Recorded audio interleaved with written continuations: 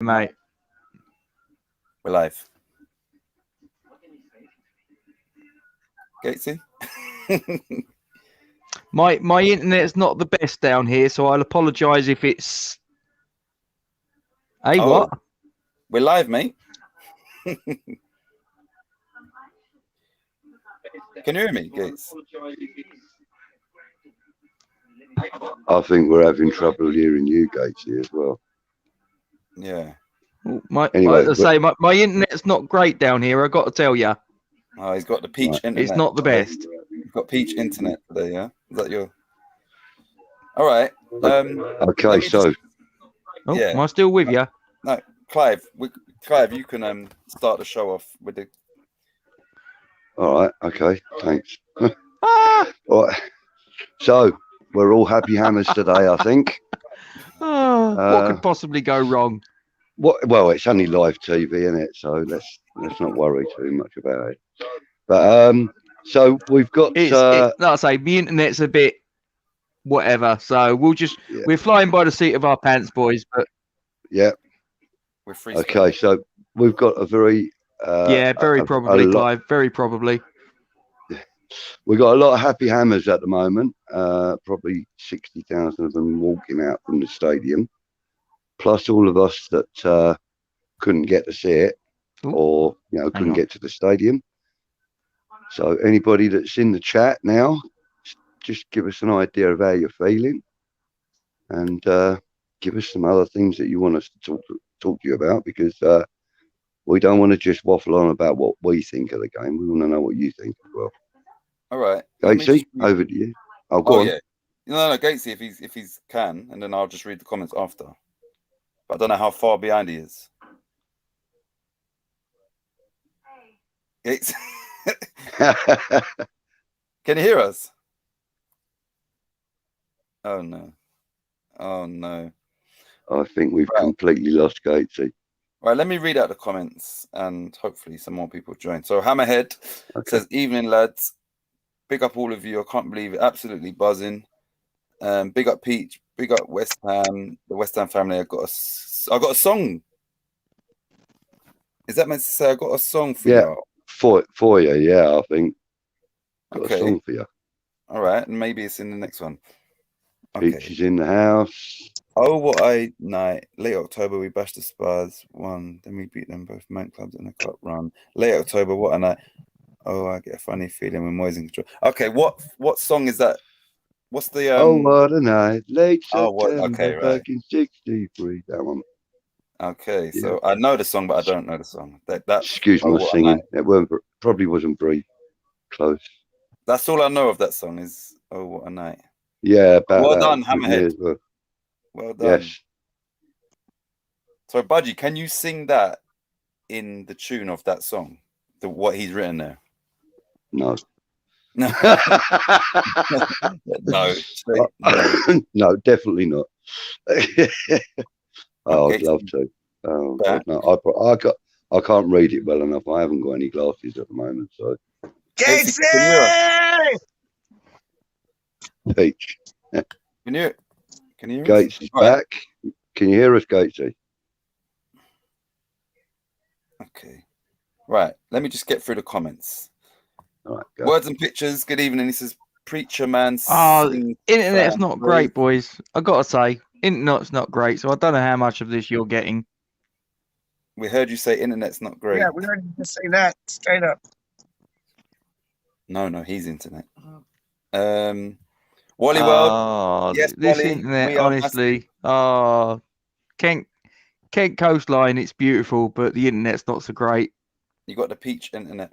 I can hear all three of you, and then that's obviously excluding Gatesy, I think. Hi Titch, hi Gatesy, hi Clive. How you doing, Gaza? What a result. It's cocktail hour here, and West Ham have knocked City out. What could be better? That's Wally World. Yes, you can sing it in the tune. Can you, Clive? Oh no, man. In church, Clive, come on for this. Man, you don't want to hear me singing again. Really, you don't. Brilliant, Gaza. Hey, Peach. And we are the champions of the world. Hammerhead says, big up all the man. So I think that's all the comments you lot. So, I don't know if Casey's Peach. Yo, Thoughts? I told you the only thing, the only thing in the game I saw was Cresswell's penalty. That was it. I just. Yeah, but, all right. Yeah, but what's your thoughts? Just knowing the result and you know. It's magic. It's magic. It's magic. It's absolutely magic. It's like I'm walking on clouds right now. It's like I told you, Titch. I told you. I found this stream. Like I woke up at 4:38, which is 9:38 your time, and I told you it was like. Sometimes when you wake up and you remember the exact time you woke up, and I remember the exact time, and I went to my streaming thing, and it was like biffering and buffering, and then it goes on to the screen, and all I see is the man them just like on the halfway line, and I'm like, is this like the replay? Like I was expecting to see like Micah Richards and Jamie Redknapp, like, oh, Manchester City through to the next round, and na. And then I see Cresswell like step up, and I see him go left, goalkeeper went the next way, and then I saw 3-2, and I thought, oh my days, like we're beating Man City in penalties 3-2, and it wasn't until I talked to your boy right there, Titch, that he said it was Benrahma that won it because apparently Grealish got a penalty after Cresswell. What a result! Yeah. What a result! What a blood clot result! We done did both the Manchester teams out of the cup. Like, that's unheard of, man. Hey, Peach, just quickly, Hammerhead wrote a song, and he has faith that you can sing it in the tune of the actual song.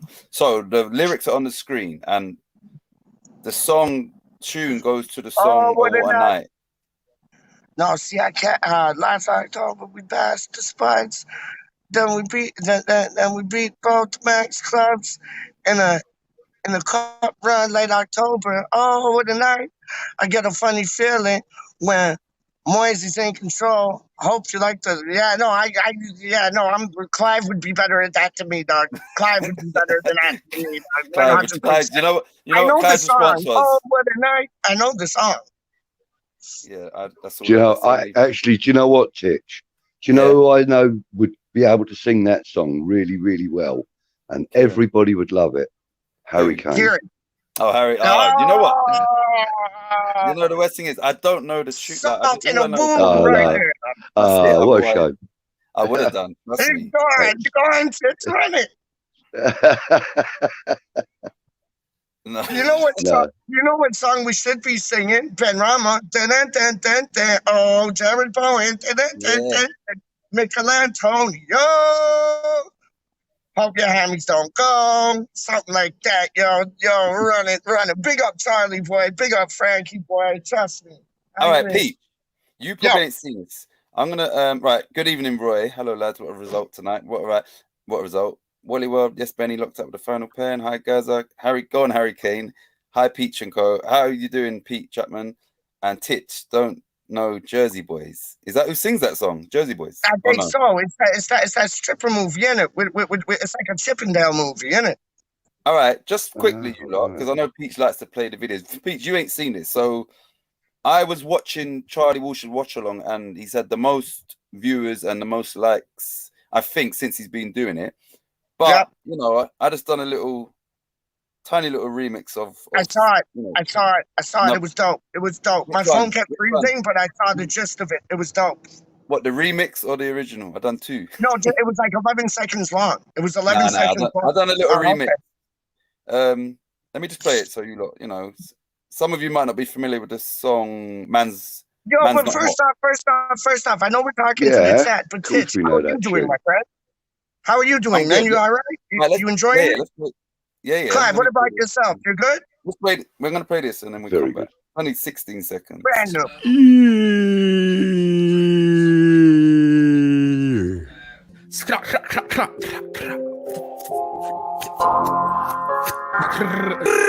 So, DJ Khaled, how would you describe Charlie Walsh? Legend. I love that. See, I saw the first bit of that. I love that. Is that in StreamYard? Because I'm gonna rinse the shit out of that. Of course, it's in StreamYard. We're in StreamYard. I'm gonna rinse the shit out of that. Let me. Gaza, it's a beautiful day. mate. West Ham knocked out Man City, and I'm drinking a cider, and I got some Maltesers. What is better than that? What is better than that? Beautiful, man. Maltesers, I'm proper jealous now. Shocking. HH, that is a classic. You're talking about the Jersey Boys, isn't it? Yeah, I have no idea what that is, so I'm not going to comment on that. No, that's the song, isn't it? Like something like that. Oh, what is that? Too right. Whole city used to sing a song about Bowen to a David Bowie song. What was the David Bowie song? Yeah, what was the David Bowie song? Good evening, Lawrence. Let me just put all the comments on the screen, and then we just. Yeah. I think we go back over to Clive. Clive, you must have a lot to say. Let me just. Charlie Boy's got them skills. We'll read through these, and then we are massive. Right. Willy World. We are Lawrence. 1 second. Let's get through these, and then we're going to go back to Clive. Hi, Lawrence. Great result. Here we go. Great result. Clive's a bad way. What's up, Gaza? Cheers. Big ears. How do you mean? Words and pictures. Off topic, there's a PayPal donate link for Charlie Boy. You know what? Someone mentioned the other day that Peach should set up a PayPal, and then I don't think he heard. And then when I spoke to him on the phone, like maybe the day later, I sort of suggested it to him. So, yeah, I think Peach should, because obviously we can't have Super Chat because there ain't 1,000 subscribers, and yeah, I think you found a way around that. You found a way around that, didn't you? No, words and pictures. I think, if my memory serves me right, he was one that suggested maybe set up a PayPal for this channel. I think. Yeah, that's it. I'm good, Lawrence. So, you know, I'm sure it's words and pictures, and I said to Peach that he should think of doing that because, you know. And Tits and myself discussed it, and with the money that we do receive, we're going to put it into the channel, so the channel gets bigger and better. And we're gonna put it right into the channel, like honest, like real talk. We're not gonna take any of it for ourselves. We're gonna put it into the channel. So what you give us, what is it? He who gives receives. So you're gonna receive whatever you give, because it's gonna be put right back into the channel. Just quickly before you speak, Clive. Sorry. I want to know that question as well. Morning all, great result. When is the draw for the next round? Someone put that in the comments. But now, Clive, how are you feeling after that great result? Well, first of all, in answer to that comment, Saturday morning, 10 a.m. and it's on what is it, Soccer AM, I believe. I think for some reason, I don't know. That was mentioned earlier on by somebody. Can't remember who that was. I think that was Stato actually on West Ham Network. So how I'm feeling about the game, I'm on cloud nine. I thought I was ecstatic with the 0-0 at full time. Well, at half time first of all, but then at full time I was ecstatic with it because I felt that we played a game that nullified Man City well enough to keep them quiet. We didn't have too many offensive moves against us that we couldn't handle. The central midfield was absolutely solid. Everybody in defence was solid. Souček was pretty good defensively again. And, you know, Noble played his part also in that defensive role. So, all in all, really good defensive display in the first half. And then in the second half, when we switched things up a little bit, I felt that we could have gone on to win the game. Unfortunately, unfortunately, City were able to then work on nullifying us, and I found that was how they did it. Really, they didn't outclass us, and we didn't show that we had any fear of them. It was a fantastic display from our boys today. Right, Jimmy Jefferson says, "Go on, Clive." So, Clive, I'm assuming, did you watch the whole game? Yeah, I did. Yeah. Because I didn't. I was watching Charlie's watch along and it weren't on. So did you watch it on that Discord thing? No. I got a streaming app on my phone, so Okay. I link that to the TV, and Yeah. The good thing Just is, catch it, don't you? obviously, me and Peach didn't. I saw, the highlights after, but you I ain't actually even watched seen the it, highlights. so your insight is is needed because I didn't okay, watch the game. I was watching Charlie. okay, cool. So so you're kind of like letting us, well, me anyway, because I didn't watch it. You're letting me know, like, was it an even game or did we have to sort of, Look, ride it out at first? Or my brother and I watched it together, and as I've said a million times, my brother is a Chelsea fan, and at about 75 minutes, my brother said to me that he reckoned that the possession stats were probably only about sort of 60% or 58% possession to City, and we had the other 42, 38 or whatever it is. Yeah, 48. Sorry. And 38. And and for my brother to say that, he was watching the game with me, and for my brother to say that, it sort of made me realise just how well they were playing. Every single man was like trying to be first to every ball, and if he couldn't, he was fighting for that ball back. When City were in possession, when we were in possession, we were moving into space, we were making tight triangles. They really couldn't cope with it because we changed from one option to another so quickly and so flawlessly in some respects, that it kind of confused their play, and even Pep Guardiola at one point, you could see him when they put the camera on him, he was scratching his head and it looked like he was going, what do I have to do? Do you know what I mean? Yeah. So all credit to David Moyes and his tactics, all credit to the boys that implemented them tactics, and it was a fantastic display from the boys. I thought that they were really good.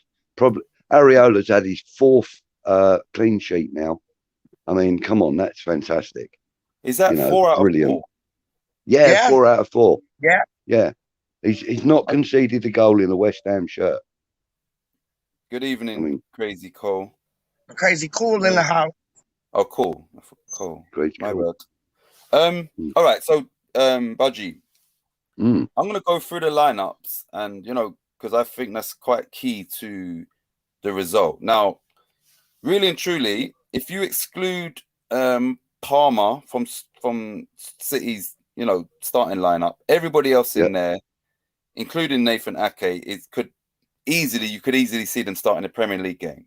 But West Ham had 8 players. Now I'm going to roll them off, and then I'm going to ask you how we played, with the exception of the City keeper as well, by the way. Yeah, true. Yeah, he's more of a he's 21, isn't he, or something? he's like third choice keeper. No, he's 26. Yeah. He's their third choice keeper. Yeah.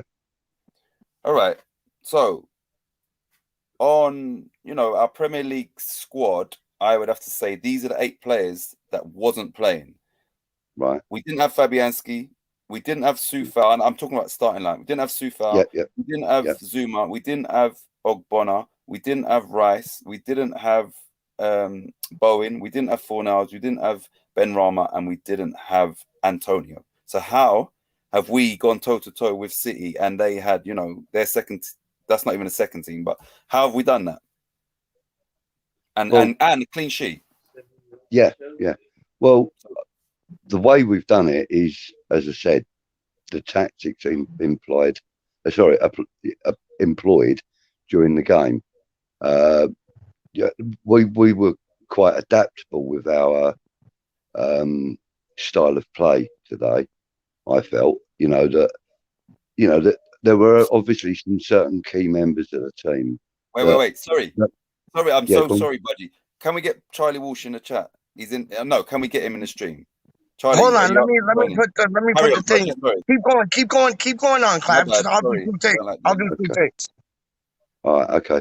So there were some key players in the lineup, starting lineup today.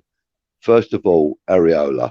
I mean, we'll start at the back. We'll work our way forward in the starting lineup. Areola was immense today, absolutely immense. I mean, in that European game last week, he made one howler which could have led to a goal.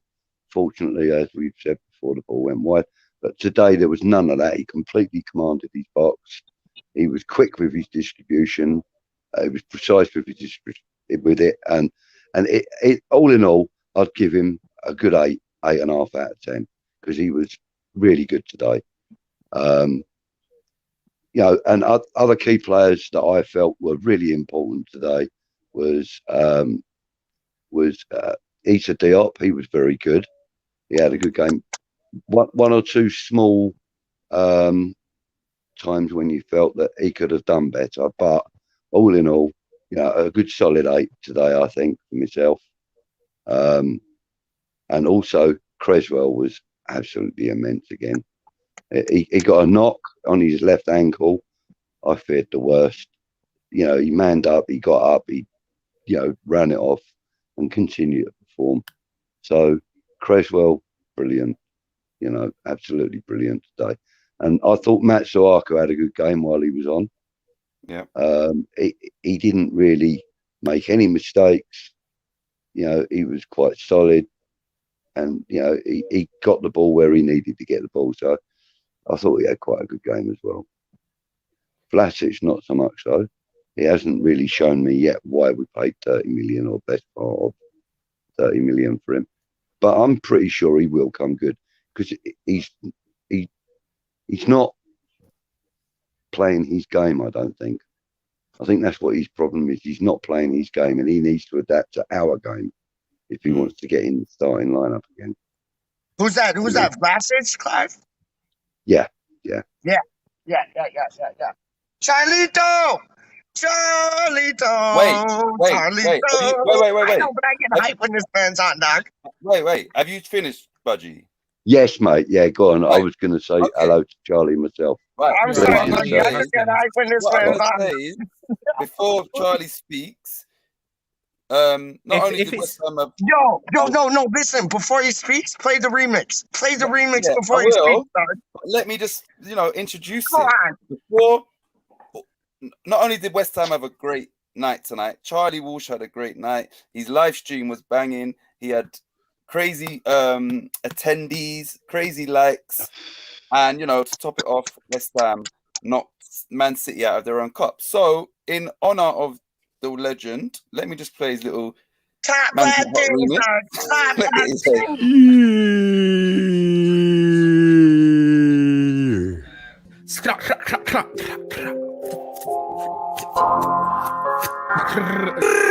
So, DJ Khaled, how would you describe Charlie Walsh? Legend. I literally, so before I jumped on here, I saw the first one during it, and then I saw that second one just now. Okay. And I sent it to my girlfriend instantaneously. I was like, this is what happens when you do stuff live on the internet. Oh. Hello. That was chaos, wasn't it? That was mad. Yeah. That whole thing was just, what a match. I was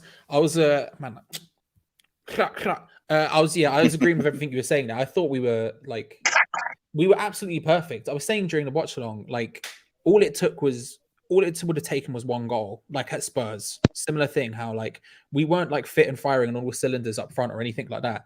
But like if we get that one goal, it bangs, bro, it bangs. If we get like one goal or anything, we could have very easily got the goal. We could have very easily got the win. And I felt like we were so good that we would have done it. And then that end, man, I was bricking it. And I don't usually brick it. It was terrifying, but amazing. I'm not over it yet. I'm still not over it. You know, on your stream, yes, when I finally put it onto Sky Sports, then obviously that was ahead of your stream because I wasn't watching the game. So yeah. So, you know, like I was thinking, shit, like, have I jinxed it by switching on to something else? And, I was nervous for the penalties, but, like, there was all... the thing is, though, Areola got close to... He would have saved Foden's penalty if he didn't miss. And their keeper got close to some of ours as well. So it was the fact that we scored 5 out of 5, I think that's another achievement as well. That's mad. Especially for us. Yeah. Like, exactly. to have because we were talking at half time, myself and Gio, and we were talking about how like we felt like, usually you'd be looking at, say, Antonio and Declan Rice being the people who would step up on the pens potentially, especially Declan Rice, but Antonio you'd want to take one and stuff. But then we were like, do you know what? We still got good people on there. People like, you would think Vlasic would be a good penalty taker given his goal scoring record. You'd think Yarmolenko would probably be a good penalty taker. And then we took them off. And so when we were going into pens and every single person I'd named as a potential good penalty taker was off the pitch, I'm like, oh no. And so then for us to get 5 out of 5 after that, taking out the 4 I would have picked as like the first 4 that's chaos. That's just insane. Like it just today it really did. Everything just added up into the perfect storm of the match. Like, and I mean, you would have noticed this as well, Titch. You were on the watch along at the end. Like you see, like throughout when it was, I know, sorry, but I mean specifically at the end when the numbers like skyrocketed because everyone came to watch the pens and stuff. Like there was so many people in there who weren't West Ham fans, and it was this weird moment where everyone came together and was like, "Come on, West Ham, you're gonna do them, come on!" And there was this moment where everyone sort of came together. There was Arsenal fans, Liverpool fans. There was tons of different people in that chat just going wild, and then we beat them. It's a huge achievement. We've 4-time defending champions. They haven't lost in that league, in that cup, in I think 22 games. They haven't done it in 5 years or something. They haven't lost in that trophy. And we just knocked them out on pens with our heavily rotated second string team. They rotated less than we did, and their bench was all of their first team players that weren't starting. Right. We didn't have Antonio, we didn't have Rice. There was a bunch of things in that. Zuma, exactly. Bowen, Fornals, Benrahma, Antonio. I'm talking about starting teams. Yeah, so chaos. That's a huge result. I was really scared. Do you know what I was really scared about? Right, I said this a couple of times on different things, but I was really concerned about today because I felt like if we lost, it could have been like a massive like moment of just like, it could have been so deflating. And we've had so much confidence going on right now that I was really concerned that City was the wrong team at the wrong time. We lose, maybe that knocks a bit of our confidence, the wind out of our sails, and then we go on a bit of a run where we start to struggle a bit. And bro, we just knocked them out on pens. Casual, like, what is it? We're massive. It is what it is. I was actually quite relieved to see Dawson step up and take one because I've actually seen him take them. I heard his penalty was good. I've actually seen him taking them in training. Like I've seen footage of him taking them in training, and he's damn good. And I was actually relieved when he stepped up. And it's funny how you say, Charlie, about everybody coming together in your stream. When I was watching the game myself, but my brother is like a Chelsea fan, and he was cheering for West Ham the whole way through. Clearly, because obviously we're a London club and so on and so forth. But when that penalty went in, when that Benrahma penalty went in, I thought he was going to smash his head on the ceiling. He was sitting down. It was an incredible feeling to see, like. Other people celebrating that win, and the feeling I had was just as big. Look, off subject, Barcelona have sacked. I know someone else put it, but I weren't sure. But clearly they have sacked. Yeah, they've officially sacked Koeman. Yeah, which is wow. Didn't know that. It's kind of off subject, but it's kind of a very like. Obviously, I know Barca are semi in the mud right now, and they're going through a very difficult process with money and everything else. Genuinely, right? That's not fun. But that is a cushy job for everyone. If anyone gets that, that's still an incredibly talented squad who are underperforming. Like all you need to do is get that team performing. You don't even have to make many subs, and all of a sudden you're climbing up the table pretty quickly. Look, it's going to be a rough job for whoever gets it. So what you're saying is the perfect candidate for that job is David Moyes. Is that what you're saying, Charlie? Yeah. I mean, honestly, thankfully, I think he burned his bridges in Spain a little bit, and I think we're probably safe on that one. I feel thankfully for us. I don't think we're going to be too concerned about a Spanish club coming in anytime soon. Yes, Charlie. Can I say you'd have to give credit to Mark Noble for stepping up first, and especially after the last penalty was against Man United. In those circumstances, and he stepped up and said, you know what, I'm going to go first and I'm going to do what I've got to do. And also Ben Rama to take the 5th one, and because Man City, for them that's like bread and butter, whatever. For us it's a big thing, so he must have felt pressure, and he dispatched it and confidently, because I know when nerves kick in, you ended up either kicking it with no power or blazing it over, and obviously everyone that stepped up for West Ham was confident, and especially Ben Rama, he's like the newest member that would have taken the penalties. Yeah, and the way that he stepped up for the 5th penalty, and you have to give him credit, man, and definitely Noble as well. What do you think? Agree with every word of that. Imagine the confidence Ben Rama's going to have after that. Lovely job, doing it. That is amazing. Like, when Charlie boy, our boy, when he hears this news, he is going to be bouncing off walls, dog. Bouncing off walls. I'm not even playing with you. I'm going to get a message from his brother, and he's going to be bouncing from here to Mars to Saturn to Jupiter. Not even playing, man. Not even playing. Clive, can you read the screen? Yeah. 1 second. Yeah, I will have a look.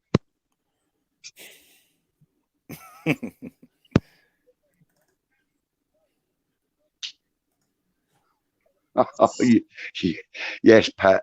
All right, mate. Okay, we'll keep our love affair secret from now on.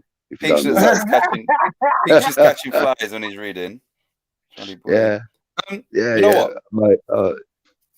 I'm reading it off of my TV screen because I can't read this screen here. No, I know it's hard, isn't it? I need my do you know specs on. What I should do is that, really, isn't it? Yeah. Let me play just a little something of. How about that? That's coming up. Please. Let me just put this 30 seconds, you lot. Nothing. I'm just enjoying myself, I have to say, actually, you were quite when I first time I appeared on Random with yourself and Kieran and that. I actually felt that you were quite a calming influence on me. Yeah. Like while I was on camera, because you're pretty cool. You're pretty calm on camera. You're comfortable with it, and it made me feel comfortable. Yeah. I'm glad to hear that, because that's what I try and. No, it's nice, and that's why I agreed to do this, because I'm comfortable with you, bro. That's good, man. That's the truth, So that's cool. Yes, sir. Clive, who got the vibe? Yeah, it's all we got when we drive. Yeah. I'm so hot. Yeah. Nice. I'm in heaven right now. Like, this is madness. Yeah, really? Well, it's coming up very soon. Oh, we got another guest coming in. Apparently, we could have. Look at that. I'm like right where the castle is. What? But like apparently we could have like Stoke next round. Like, because I heard Stoke's still in it. Sunderland, we won. We want Sunderland. Bring on the Athletics. Bring on the Athletics. At home. Yes, trust me. Yeah, bring on Barcelona. Bring on Real Madrid. Bring on Italy. I don't business. Bring on France. I don't business, dog. Well, that's a little bit far-fetched. Bring on France and Italy. I don't think we're that's massive. possible. We're massive, Park. Massive team. But on that point, though, I'd say bring any of them on, because the way we handled Man City tonight, even Chelsea would struggle against us right now. And they've been playing exceptional football recently. But I think they're going to struggle with us, even in the league. They're going to. Any team are going to struggle with us at the moment. I think we're just massive. We're walking on water. We're walking on heaven skies. We're walking on E20's own TV type vibes. What are you saying, Fever? Buzzing, gentlemen. Buzzing. We'll never doubt West Ham ever. And I don't want to hear anyone ever doubt us ever again. What a performance from every man on that pitch tonight. Right. at the end of the day, Man City might have millions of pounds of talent and billions of pounds of talent, but if you ain't got heart, desire, will, and passion for the shirt, you don't win nothing. And I'll tell you something now. I done a video on my channel, and I literally broke down because I've never seen West Ham this good in my lifetime. And it ain't. I'm not even afraid to admit it, mate. Right? I'm a proud West Ham fan, and I tell you what, I just love this club so much. I love this club. If I bleed claret and blue at the end of the day. And every man on that pitch deserves untold amount of credit. Ariola needs to be signed. There's no hesitation. Needs to be signed. Don't muck about with the owners. Agreed. Sign him up because he's a good player. He's a good thing. Don't go after the West Brom goalkeeper Johnson. We've got a good goalkeeper. Sign him. Ben Johnson deserves untold amount of respect and credit. When he plays in his natural position, he's a very, very good player. So playing these natural positions. You said that from jump, though, Fever. You said that from jump. Putting him on his left because I don't talk bollocks, speech. That's what I talk facts. I know this, Mikey. I know this, Mikey. And at the end of the day, when you play Ben in his natural position, you got a good player there, and you really have. And all of them. I'm proud of Ben Rama scoring the goal. I never doubted him at all, mate. When he was when it was a penalty, and I'm just proud of this team. I really am. West Ham Clips in the house. Never seen them before in here. What? Yo, what, Charlie? What are you dealing with, dog? Charlie, what are you dealing with, dog? Do you see my hands? Do you see my hands? It's not me. Do you see that now? Running them things. Bro, she's asleep in the other room. Running them things. She's asleep in the other room, bro. She's asleep. I know two things. I know two things. Can I just go back to a comment that Lawrence made? I have to. He said, where is it? Oh, man. He said something like, Titch is smooth and he asks good questions. Yes, Lawrence, he does. You know exactly what you're talking about, my friend. How much you paying him, Titch? How much you paying him, bro? Tell the truth. I can't tell you that. Someone else asked me, how many sofas have I got? I've got two. Like two, but it's one and then one up, three, maybe, whatever, I don't know. That's a sofa bed. But anyway, back to the thing. West Ham Clips. Peach keeps talking about these guys as well. Like he keeps talking about he's gonna be busy tomorrow. West Ham Clips. I can't wait. I watch West Ham Clips, whoever it is. But they're not on YouTube though, are they? Really? West Ham Clips seems like Father Christmas. It's Saint Nick to me, dog. Straight up. Clips has, to be fair, Clips has a banging channel. Like Clips doesn't put the obvious ones on because copyright. But like Mr. Bombastic. Hey yo, Charlie, big up Tommy Boy for me, yeah? Big up Tommy Boy for me, yeah? Bombastic. No, I'm sorry, West Ham Clips is insane. Like I watch them like a TV show. Like honestly, like I watch it's only like 4 minutes. I watch it for an hour. Just like repeat. Wait, Pete. Can I answer this question? Go on, sorry, I'm just so hyped right now. No. I just come across this. Wally said, could Clive possibly to my one from each team? Now watch this. Milesy was in the stream and I added him and then it just didn't, Milesy declined to come on the show. But where was Milesy? He declined to come on? Was he one of the guests in the guest thing? Yeah, no, I put him to the thing, but his thing must have just cut out. Anyway, I'm saying he declined one from each team. On this panel, Charlie Walsh has been on. Fever's been on, Peach ain't been on yet. So, Clive, in response to your question, Clive's team is, I told him this yesterday off camera, his team is actually fire. You told me that too, dog. You told, because I asked you when it's going to be up, and you said his team is like as Charlie Walsh does the click, click, clack. Like his team is click, click, clack. Trust me. Who surprised you tonight? Who surprised you tonight? Out of all the players, I thought Arthur played well. I tell you what, Dawson and Diop, mate, fucking hell, they haven't conceded a goal as a pair. You know what I say, Doc? And this is all that I watched. And you know what I say? Cresswell, new penalty taker. That's what I say. Done. Good job. Yeah, on that he's on that- so on that calm, point- so sincere, so like just boss, like left hand things, like Cresswell penalty taker for me all day long, dog. Nah, Ben Clive. Rama, mate. Yeah. Was you going to Oh, respond to yeah, that? Ben Rama. You got a crush on Ben Rama, dog. How you mean? Don't get jealous, mate, because you want to get involved. You know what I mean? Where you're at on. Yeah. Clive, respond. Sorry, I just love it, Peter. responding to James's point about Dawson Oh. and Diop. We've got 4 centre backs, and it doesn't matter who you partner with who anymore, and that's beautiful. You know, we can be confident in any one of the 4 now. Yeah. You know. I've never seen us this good. I'm 34 years old, mate. I've never seen us. Listen, there's people who've seen West Ham win a trophy in the 80s and all that. I haven't. I wasn't alive to see it.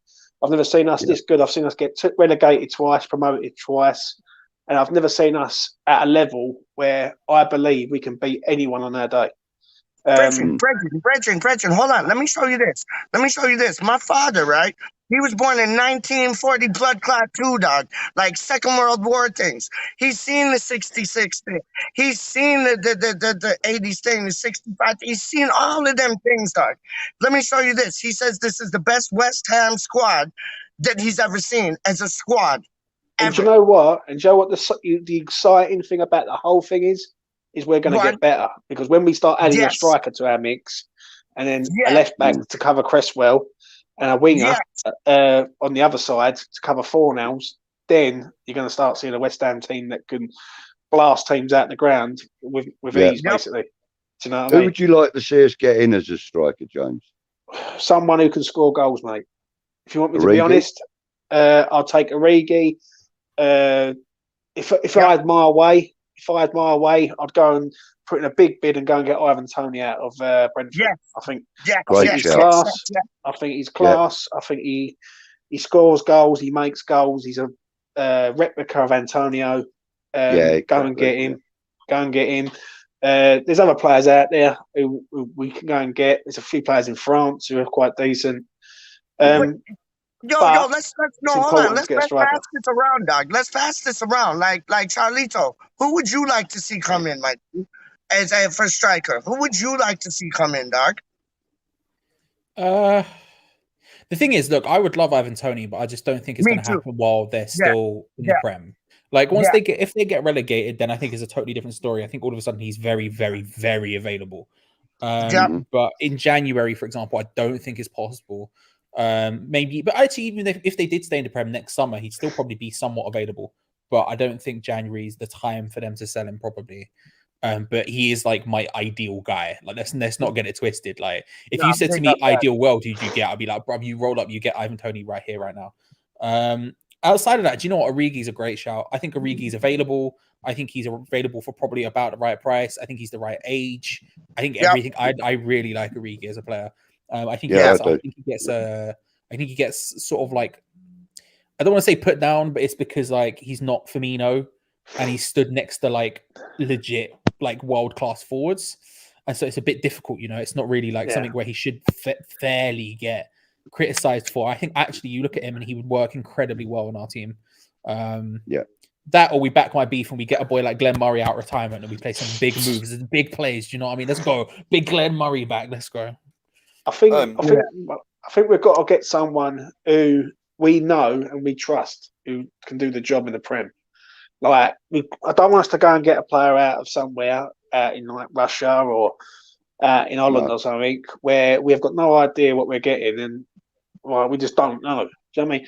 Belotti, if Belotti comes in January, that's not a bad shout. I'll take him. That might be a Haller all over again, though, James. That might be a Haller all over again. If you get him for 15 million, which is being reported, Belotti's style is also like when you look at Belotti's build, like he's basically the closest you'll find to Antonio. Like if you took Antonio's silhouette and you put it next to Belotti's silhouette, it would be very different. They'd be very similar, very, very. I think similar. Belotti's a natural striker, though, isn't he, Charlie? Naturally. I really like Belotti. It's like there's not many. I think it's one of the lesser risk ones you're ever gonna find. Yeah, Belotti, to be honest with you. He's left-footed as well, isn't he? Do you think we Do you think we missed a chance on? Do you think we missed out on a chance of getting Tammy Abraham? Think he would have worked for us? I didn't want him. I wanted wanted him, Tony mate. more than Abraham. Honestly, I wanted Tony more than Abraham. The problem is, I don't want to sort of go into the striker debate, but for people have got to understand that Antonio can't play every game, even though he's playing every game at the minute. There's going to come a time when he's going to need a rest, like tonight, for instance. He didn't play. But I think even, for instance, if you went out and got another winger and you said, right, put Jared Bow in there, like, or go around that sort of route. But we need some more pace up front. Like, I think sometimes when you look at us, we're relying on that front four, and if that front four don't click, then we don't click, so to speak. So, and he's proved it tonight. Like, we bring three of the front four on, and we look a completely different team. Like Fornells, Bowen, and Benrahma, and it's a completely different West Ham. But anyone who can score a goal, who can make a goal, I will take right now at West Ham. Yeah. But James, do you want like, this is a question I want to ask to all of y'all. Would you want somebody in a replica mode of Antonio, or would you want somebody that can give us something different, a bit of I want someone who's got pace. You know what I mean? I want someone who's got pace. That's one thing I want. I don't want a Chris Wood. I keep hearing Chris Wood being mentioned. I think that's no, I don't want that. That's a nice one as well. I want someone who's got pace and power and like who can sort of like bully defenders. Do you know what I mean? Because we've got good wingers at our club. Benrahma, Bowen, Fornells. Let's be honest, Lanzini ain't the player he was, but he can do a job. So like, the future's promising, and what we need to do now is get to January and invest, and then hopefully by May we're all celebrating a cup win, and I do believe it this year. Do you think somebody like, if not him, but somebody in the same mold as him? Do you think somebody like Titch? I'm asking you this, Doc. Like, do you think somebody like Mitrovic would be like a player we would like, the style of play he plays? Like, I know he might be a bit too old, but somebody in that like sort, would you take him in?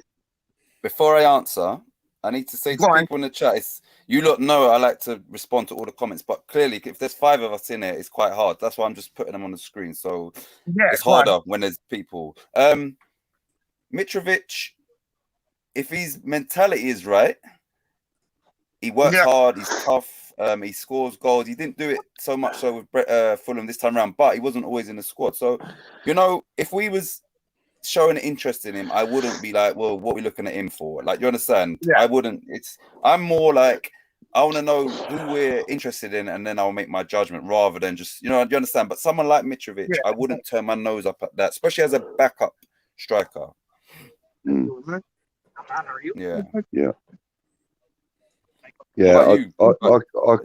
quite like Mitrovic and that style of striker. Yeah, it kind of reminds me of like the strikers that were around in the mid 70s to around about the mid 80s. I know some of you guys won't even know who they are.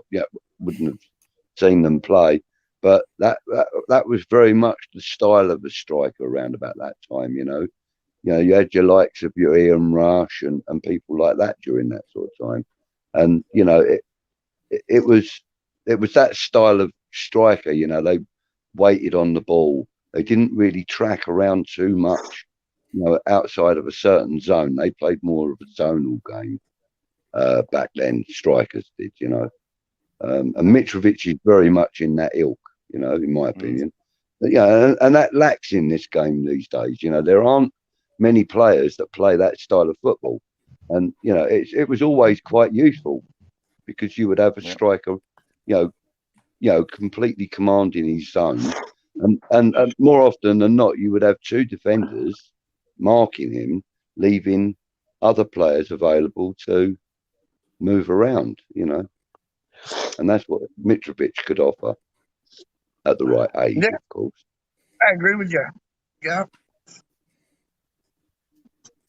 Let me read this. Sorry, Arrive 66. I wanted to read his other comment because he was talking about Moyes. I think he's saying during the penalties, you know, he weren't giving instructions. He was just letting them do his end. So he's put here, can you guys make comments on the fact that Moyes made subs at 60 minutes? This is not what we used to under him, and he may have been an element of Moyes knowing it would go to pens. Thoughts? Yeah, so we have to, acknowledge some of these comments, and definitely this one. Your thoughts, Charlie? Or I didn't watch the whole the game, so where's that comment from? I thought he. I was really happy he went for it. I think both of them went for it, right? Both him and Guardiola both saw that game and went, there's a win to be got at here. And both of them wanted it. Because ultimately, you would have looked at that game 70, 60 minutes in, whatever, and it's 0-0, and like neither team are looking like they're giving up much space. Neither team are looking like they're playing below themselves. They both look like they want it. And I think it would have been really easy and really obvious if either of those managers with their substitutions went, do you know what? We'll take a hit. We'll maybe won't bring on our best players. And if we lose, we lose. If we win, we win. We see what happens, right? But both of them gunned for it.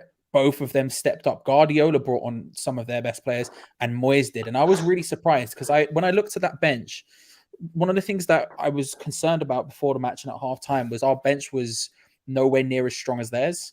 Obviously, that's the case. It's Manchester City. You can't expect it to be as strong. But they just had first team football after first team football after first team football, like bam, bam, bam, bam, bam. And they had like one youth player, right? But ours was like half and half. There was a lot of youth players on our bench, and I was like, that's not a bad thing. If we were facing any other team, if we were facing a team that wasn't Manchester City and we're 3-0 up, bring the youth players on, get them their opportunities, right? Yeah, but against Manchester City, I was looking at it and I was like, what's he intending to do here? What's David Moyes' vibe? And as much as we can talk about David Moyes in a positive light at the moment, he's never been a cup manager. That's never been his vibe, be it at West Ham or be it anywhere else. And so it would have been really easy for him to have gone, I'll save Ben Rama for now's Bowen because they're super important, and maybe we just sort of let it play out, or maybe we bring on one of them or whatever. He brought on all of them and he went for it. And not only that, then he brought on Kufal. He's proper stepped up and went, nah, we're getting this. We are winning this. This game is there to be won. And I think that's massive. Not just the timing of the subs, but what he actually did with them as well. Going up, stepping up to the plate and saying, no, this is our match. We are winning this. And it paid off massively. Peach, I'm trying to go down in the order.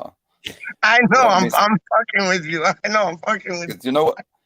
I'm the worst one when people not ignore my comments, but so I'm trying to conscious of, let's at least get everyone's comments. No, but that's a good point though that Charlie made. Bang on. Good point, Charlie told. Good point, Doug. I don't want to say I'm a genius, but I'm a genius. It's fine. Karen, sorry, James. Two geniuses are the same, Charlie. Yes, they're amongst greatness. There's a fine line between genius and madness, and I straddle that line successfully. I think you'll all find. Yeah, because you're eccentric, dog. How you mean? I'm eccentric. You're eccentric. We're all eccentric, dog. Fine line between genius and crazy. Look it up in the dictionary, dog. I'm gonna say this, right? I agree with what Charlie was saying there. But it's good. It's good for Moyes to start being a bit more positive. Like last season, there was a lot of games where he was too negative, miles too negative. Like Brighton at home when he set it up in a way just to defend. Manchester United away when he went there with 8 defensive players, and he's played Man City today. And I've got to admit, he's getting the best out of these players, every one of them, from Dawson to Masuaku to Noble to everyone, right? And Johnson.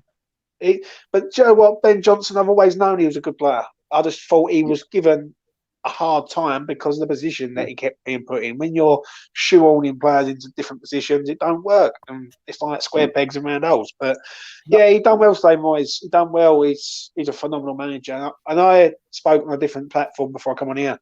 And I turned around and said, did Alex Ferguson see all them years ago in a manager in Moyes to bring on players on and develop them? And could he see the future of a manager? And that is why he tried to get into Manchester United. But I will say one thing. I think David Moyes is at a club now where we're starting to appreciate him as much as he appreciates us. And it's such a good blend at the minute. And tonight, I feel he got it spot on, bringing them on. They did help the team. I thought Vlasic and Yarmolenko done as much as they could. for the time that was on the pitch, and the rotation that he's doing at present is bang on the money, absolute bang on. Anybody heard of this Kareem Adeyemi? That's how. Yeah, he plays for Salzburg, good player. Yeah, but there's another player who I would love to have. He's the Leipzig striker who scored hat-trick against City. I wouldn't mind him. I can't think of his name, but he's a phenomenal player. Somehow I don't know who scored the hat-trick against City, but yeah, Adeyemi's really good. He's young. I think my concern with Adeyemi would be he's young. He's sort of a winger come striker, which makes sense in terms of what we do with Antonio and the way he plays. But he's not got that, like, because he's so young, he doesn't have that physical presence yet, which I think would be like super important for us. I would really like to see him at the club. He's one of those people you look at and you're like, a bit like Adam Klosek in a way, where you look at him, you're like, oh my God, imagine if you had a player like that at your club. It would be beautiful. And I'd love to just see him develop at West Ham, but I don't know if he'd be ready to be lobbed in just physically, especially when you're playing one up top. It's a difficult thing to do, but he is very, very good. Good player. Mudgy, what do you think about Fortremine saying, basically Mitrovic is only good enough for lower level Premier League clubs? And it's not the level we currently are. Mitrovic is, because he really hasn't shone in any of his appearances in the Premiership. He started off with quite a lot of promise, I felt, when he first came to the Premiership. He looked quite good. He got a couple of goals in his first few appearances, and he looked quite good. But it's not so much the player; it's that style of play, the type of game that he likes to play. He likes to hold up the ball. Yeah. It is quite similar to Antonio in some respects, but it's played with less sort of clumsiness. I mean, Antonio's a great player, but he is quite clumsy on the ball. Yeah. Do you know what I mean? Yeah. He's not a refined, talent, is he? I mean, he's brutal. He's a beast. And Mitrovic is a little bit more refined on the ball. Obviously, he personally isn't a player that I would welcome myself at West Ham. Purely and simply because he isn't good enough. Correctly said. But a player that plays in that style, I would definitely be interested in, because it's not too far from Antonio's style. But I don't think you need two players that play the same game, as your options. You might need a big, heavy, strong player against someone like Man United, Man City, so on and so forth. But against teams like Watford or Norwich and, even like Southampton's, Everton's and stuff like that, you might need a quicker, more skillful, a player that may even get more penalties, we don't get that many penalties awarded to us because Antonio's so big and strong. Who the hell's going to knock him over? You need a dump truck. He doesn't go down. He could do. There's so many times where you see him bounce and he just carries on going. I know, that's fair. That's fair play. That is, and that's what Antonio is. He is a fair player, but sometimes you need someone that might want to get you a little penalty. Gatesy, he's got to go. Yeah, but the thing is, though, I've got to just say this: we need someone with pace who can sort of like. When people say Mitrovic, he's a target man, isn't he? Let's be honest, he's not exactly like I want someone who's light on their feet, who can sort of turn and run. Do you know what I mean? And stretch defenders. Like, do you know what I wouldn't mind having at West Ham? I know he ain't a striker, but he's a bloody good player. Is Ismail Sarr from Watford? I like him a lot. I think he's a very, very good player. I think he's wasted at Watford. Go and get him out of Watford, mate. Do you know what I mean? I think he's a top talent. Even King is a good shout, man. Like, honestly. Does anyone want to answer this? Arrive 66. Or respond to it. Peach. What did he say? I guess it's so. He said, just putting this out there with regard to Ben Johnson. It didn't work out too bad for Antonio being played out of position for a couple of seasons. Just saying. So he's saying, do you think it would benefit him in the long term? Can I respond to that? Yeah. All right. Okay. Right. that is a good shout. But for me, he is so good at what he does at the moment. He's showing so much promise. Why would you try and change what he does? You would probably want to get the best out of him doing that. Whereas, with a player like, say, for example, in January, we could quite possibly get Jesse Lingard at a pinch, and it would be very easy for Jesse Lingard to convert as a striker. Very easy. But a striker that could drop back, help out in midfield, etc., if needed. Okay, I use Jesse Lingard because we all know what that man can do. We saw it last season. Yeah. And, he performed admirably, and I think 95% of us would want him back, But, so, I mean, it would be far easier for us to do that or to promote one of the under-23s. There are some really good strikers in amongst them. Arco Flex, man. Clive, Arco Flex. I want to see him be at least. That's a player I've been looking at, and I think he's quite useful, quite tasty. Oh, he's tasty, though. He is tasty, man. But I wouldn't want us to go and spend 30, 40, 30 or 40 million on a striker that's unproven in the Premiership. I think, a good striker in Bundesliga, for example, might not necessarily make it in the Premiership because of the pace of the game, etc. I think, exactly that, Hilaire. I mean, look at Shevchenko when he went to Chelsea. He wasn't exactly prolific, was he? No. Do you know? And that man holds records in Europe. I think West Ham are trying to play with like false nines, though, a bit like City. Yeah, that's City play. Like, if you want to be a really sort of established team, so to speak, go and get Rafinha out of or whatever his name is out of Leeds, and take people like that. That's the sort of players that West Ham should be going right. We're going to get him, right? Because you imagine having Ben Rama, Bowen, Sarr, Rafinha. Like interchanging, like Antonio can do a job, but I don't know. I just look at it like this. I think whoever we get, it's important because whoever it is, they've got to come in and be ready to play now. I can't have it. Yeah. And people saying, well, you've got to give them time. A bit like the Flassage debate, which goes on and on and on. That's the same with Bowen and Benrahma. Like, they needed time. Even though they were playing in the English league. It might not have been the Premier, but they needed time, dog. You know what I mean? I disagree on that. Bowen scored on his debut. Bowen scored on his debut, and him and Souček kept us up. And Benrahma wasn't that bad last year. Fair enough to give the ball away, but but it's only a minute into the season, dog. It's only a minute into the season. Vlasic is going to come good. Watch my words. But hold on a minute. It ain't so much into the season. All right, we're in November next week. Do you know what I mean? What we're going to say in January? Oh no, he needs to play another half a season. Do you know what I mean? What it's like. Vlasic is going to be classic. Trust me, dog. That's what it's like, dog. We had this conversation the other day, James. To be fair, but like, it may be only November, but he's not exactly had many appearances. It's not like he's playing every single game. I don't disagree with you necessarily. But I think, to be fair, it's not like he's had a hell of a lot of appearances. But he has played, though, Charlie. He has played. And, of course he has. And today was his best game, I felt. Right. He's 100.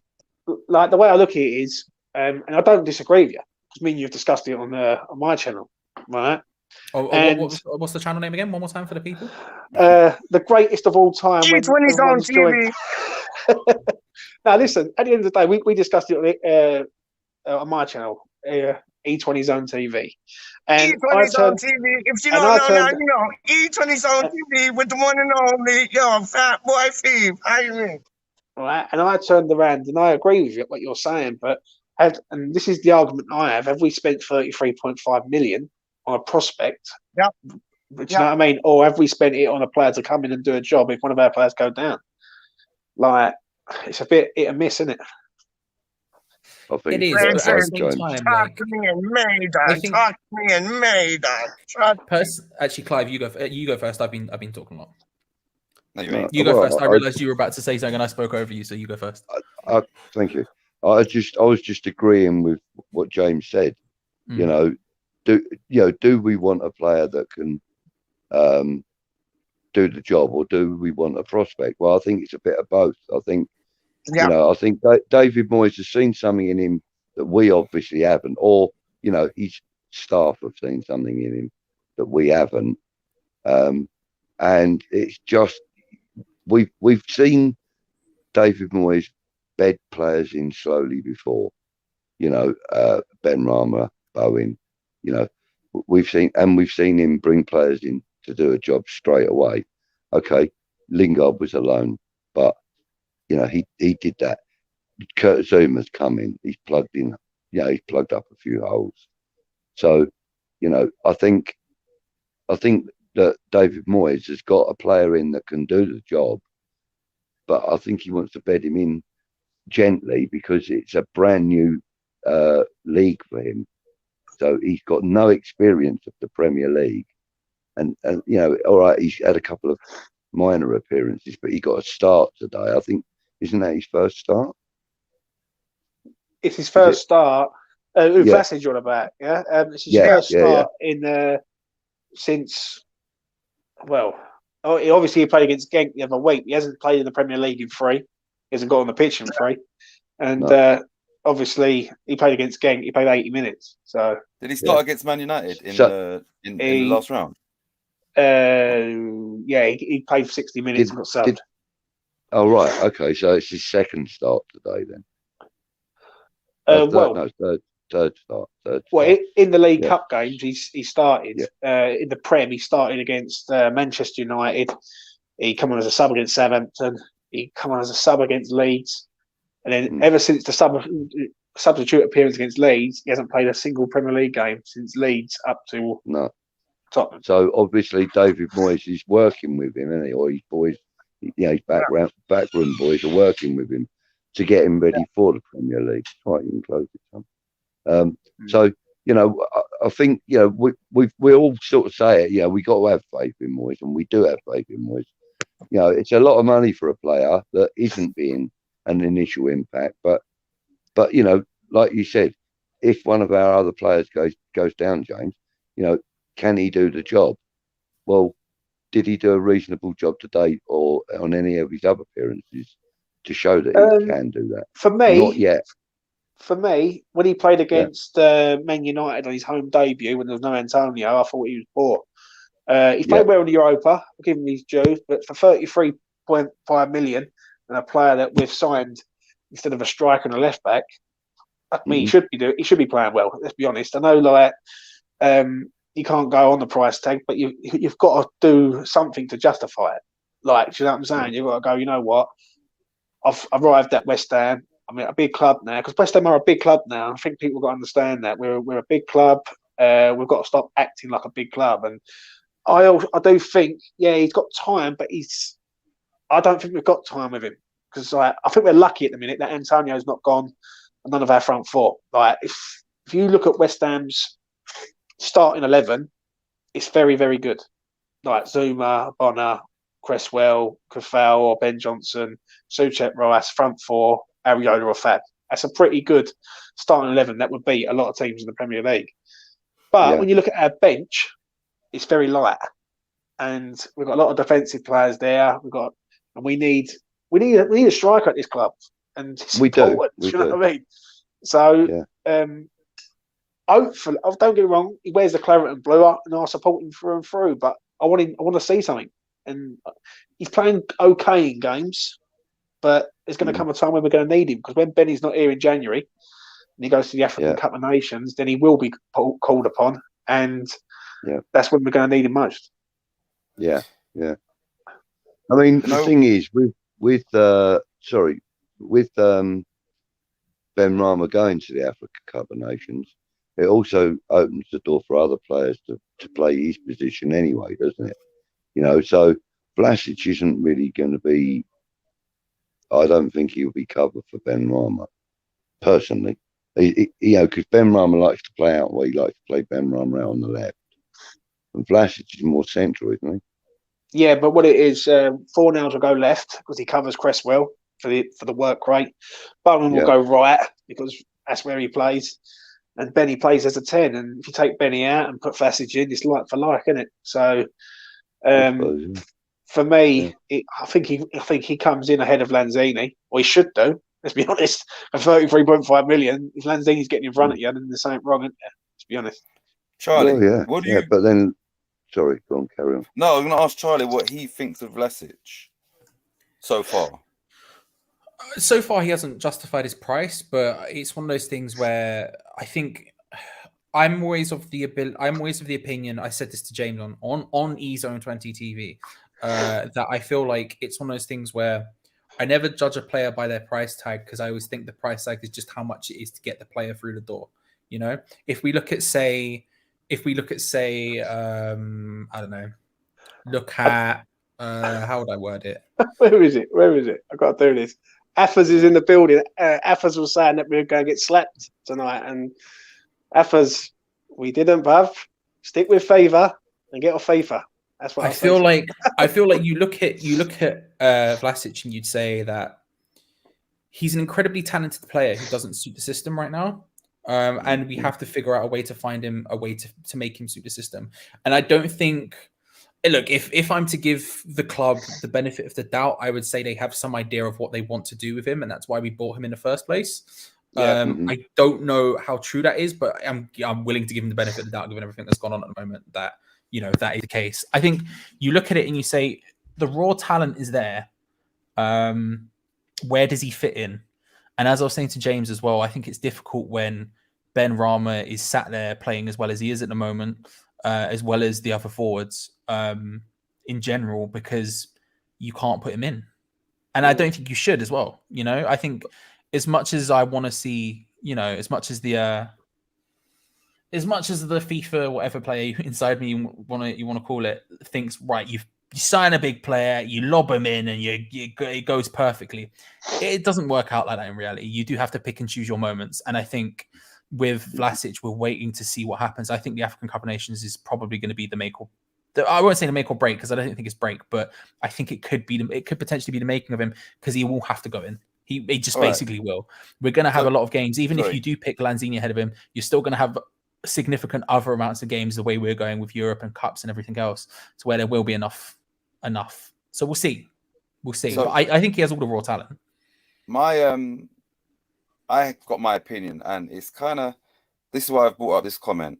I would say this is that he's young, he's clearly got the ability, and also you got to remember, football is very psychological. He knows whatever game he plays in, he's only there, making up the numbers. He knows that he's not yet in the first 11, right? I can guarantee you, when he realizes now this is actually my chance, you're going to see a different player. Do you understand? Because the motivation is not entirely there for someone who knows they are a fringe player. Do you understand that? So when you give this guy, he hasn't done anything though, Titch, has he? Right. So but what did Ben Rama do? And now you put money on him scoring 10 goals. So you understand what I'm saying? Ben Rama was shocking. Nah, but I can't have that. He was awful. He was awful. In his first, let's say 10 to 15 games, he was poor. And why was he poor? Last season? You're opening a can of worms here with James and Ben. You're opening. Don't say about 15 games, mate. He had 6 assists, 1 goal. He had 6 assists, 1 goal. Yeah, all right, but in games that we was winning 4-0 and 4, you understand? Did he make a difference? No, hold up. He made a difference when he got the equaliser against Brighton. Right, I will go near the through end of the season. That's when he actually made a I will go through it right now. Right at the end of the season. Leeds away, Everton away, Villa away, Leeds at home. You know what I mean? Who else was there? Arsenal at home. Ben Rama was a schooled individual, right? He's 18 months in the Championship. Vlasic has come over from the Russia. He played 12 games for Everton, didn't do nothing. I'm sorry, but Ben Rama pisses all over him every day of the week. Every day of the week. Right. So you're talking about now, though. You're talking about No, Ben Rama was a decent player last year. But people thought they had signed prime Dimitri Payet and gone, oh, he's going to be the next Payet. And because he didn't click into gear straight away, Right, I straight knew away. you. There we go. I This knew is you. key word, straight away. So how long did it take for him to kick him together? Now let me tell you this, right?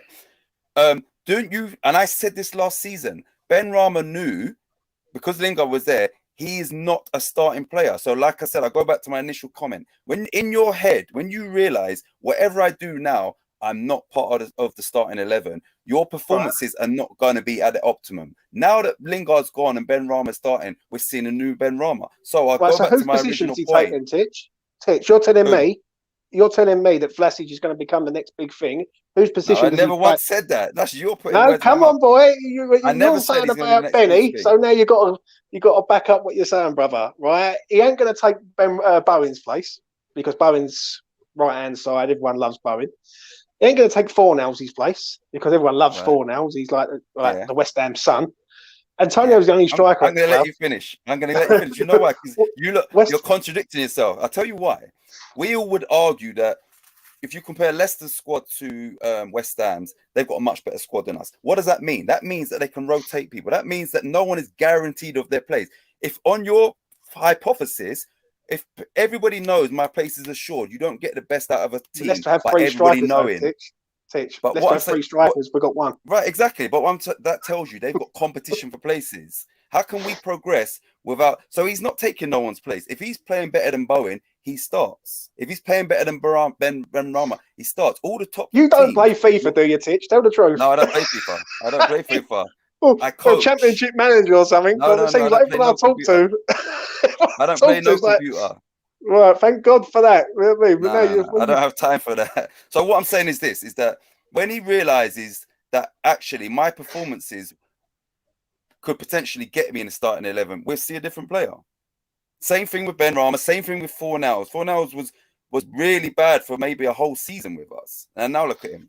So but the only thing is with now Fornals, you're opening a can of worms with me. You want some about Fornals, mate? I'll give it. Yeah, no. I love Fornals. Do you understand? But he started off like he wasn't. Yeah, but let's be honest here, as fans. I just want to say this: when Fornals come in, there was no real pressure on him because we had multiple strikers at the club. We had Haller, we had Chicharito. I think was here still. Yeah, but Fornals is not a striker though. Yeah, I know. But what I'm trying to say is at the minute we've got 4 good players up front, and then we've got nothing else.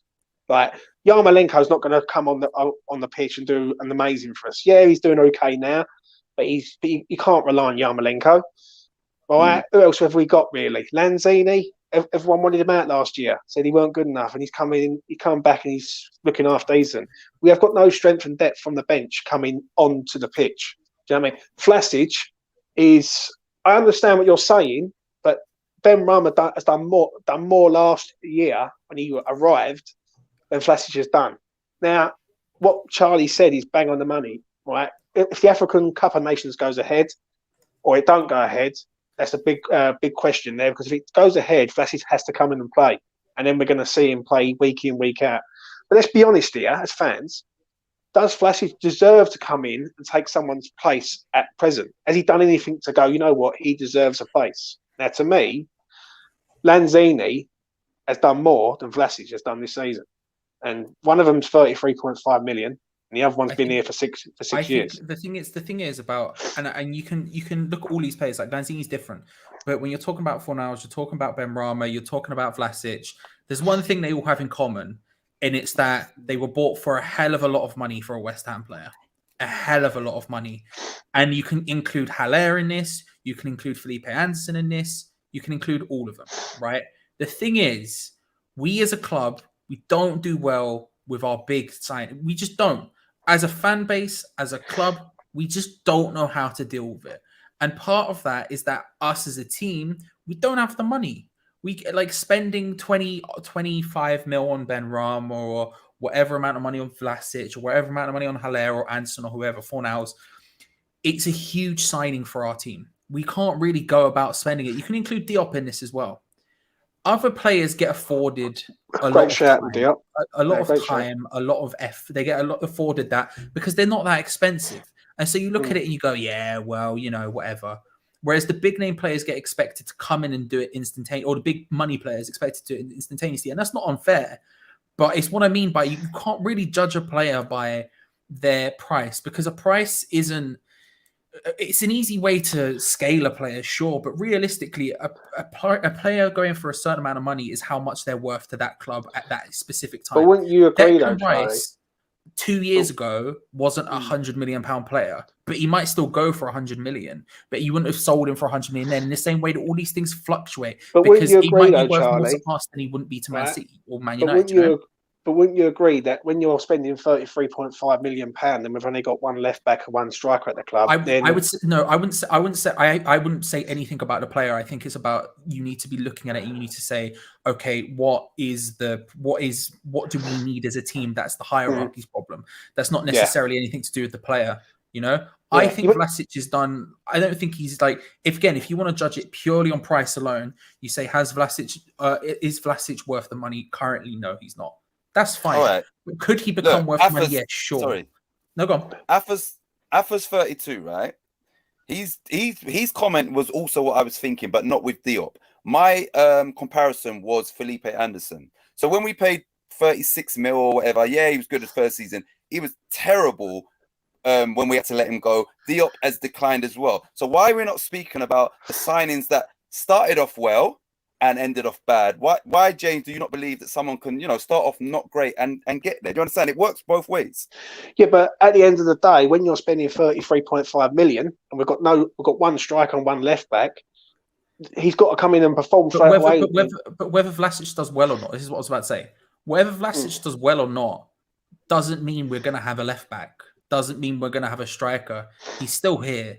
And that's kind of the problem we have now. I agree with that. They exist at the club, and it's just kind of, we've got to deal with it as best we can, sort of thing. The thing is, as opposed to because I strongly agree with you on that sentence. Like in my head, you have to build an entire squad. And as much as I genuinely do appreciate, and I understand why Moyes has got this build from the back mentality and all this other sort of stuff. That's great, but man, we've got one striker. We probably should get around to dealing with that sooner rather than later. And it's kind of a problem that we haven't done it, right? And we see that whenever someone else comes in that isn't Antonio, the levels drop. And that's not for any fault of, say, Bowen, who plays up front a lot, because I love his work rate. I love him as a footballer, but it's just not something that's really not gonna help for him, right? The thing is, I agree with you strongly about the idea of, like, yes, when he's so much money, we should have spent it on different players. 100%, right? 100%. But realistically, it doesn't make a difference whether he's playing well or not. We still don't have a left back. We still don't have a striker. These are things we should have. We should do. And for me, I can't look at a player and say anything negative about the player themselves because of the club's decision to buy them. I think that's a totally different. The thing is, though, I understand what you're saying, right? And you make a valid point. I see that comment there about most shots, but then let's not forget. That's Charlie Boy's brother, you know. Yeah, I'm sure that's right. At the end of the day, think about all the times then people were trying to double up on him and giving space to James, you Antonio. are. No, look, you're making excuses for you. No, listen. I won't make no excuses for Benrahma because last season Benrahma was a very good player and he proved a lot of people wrong, and a lot of people had to eat humble pie because they had egg on their face because they thought he was shit. Do you know what I mean? Why did they think he was shit? Because he didn't start off well. Because people thought they would buy the next Dimitri Payet 2.0 because he didn't turn into Dimitri Payet. The reason why is. The reason why is because they thought he was Payet. No. 100%. Everybody knew Benrahma from the Championship. We thought we was going to get that. We didn't get that. So therefore, people were doubting him. Those same people, not so much now. Don't ever doubt those doubters. Don't ever doubt Benrahma, mate. Don't ever doubt Benrahma, mate. He scored tonight the penalty. Don't ever doubt him. You love I don't doubt him. I want to make a point on the striker situation. We have only got one striker at the moment who, we all know Antonio, who can step in and step out and make an impact. But the thing is, I think that at this moment in time, David Moyes is, because we've qualified for a European competition, I think David Moyes is sort of gearing up for more of that. And, the false number 9 is more like the kind of football that's going to win those kinds of competitions, I believe. And I think maybe David Moyes is gearing up more for that kind of style of play rather than having an out-and-out number 9. I mean, what do you think on that, guys? What he's looking at, he's playing false nines, isn't he? Yeah. A bit like the City mold. Do you know I what will I mean? say this. In general, Yeah. I don't think we're playing a false nine. I just think we're not playing a striker. I think they're two separate things. I think when you look at what City do, you have a midfield type player who plays a false nine role in its traditional sense, like Messi at Barca, or even Cesc when Cesc did it at for Spain in the national team.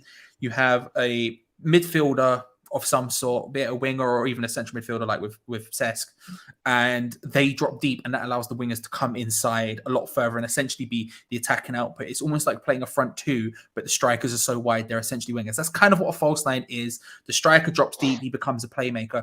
We don't really do that. We just shove a different player in that role. Like we don't really have like a system that suits for like say a like Cesc, for example.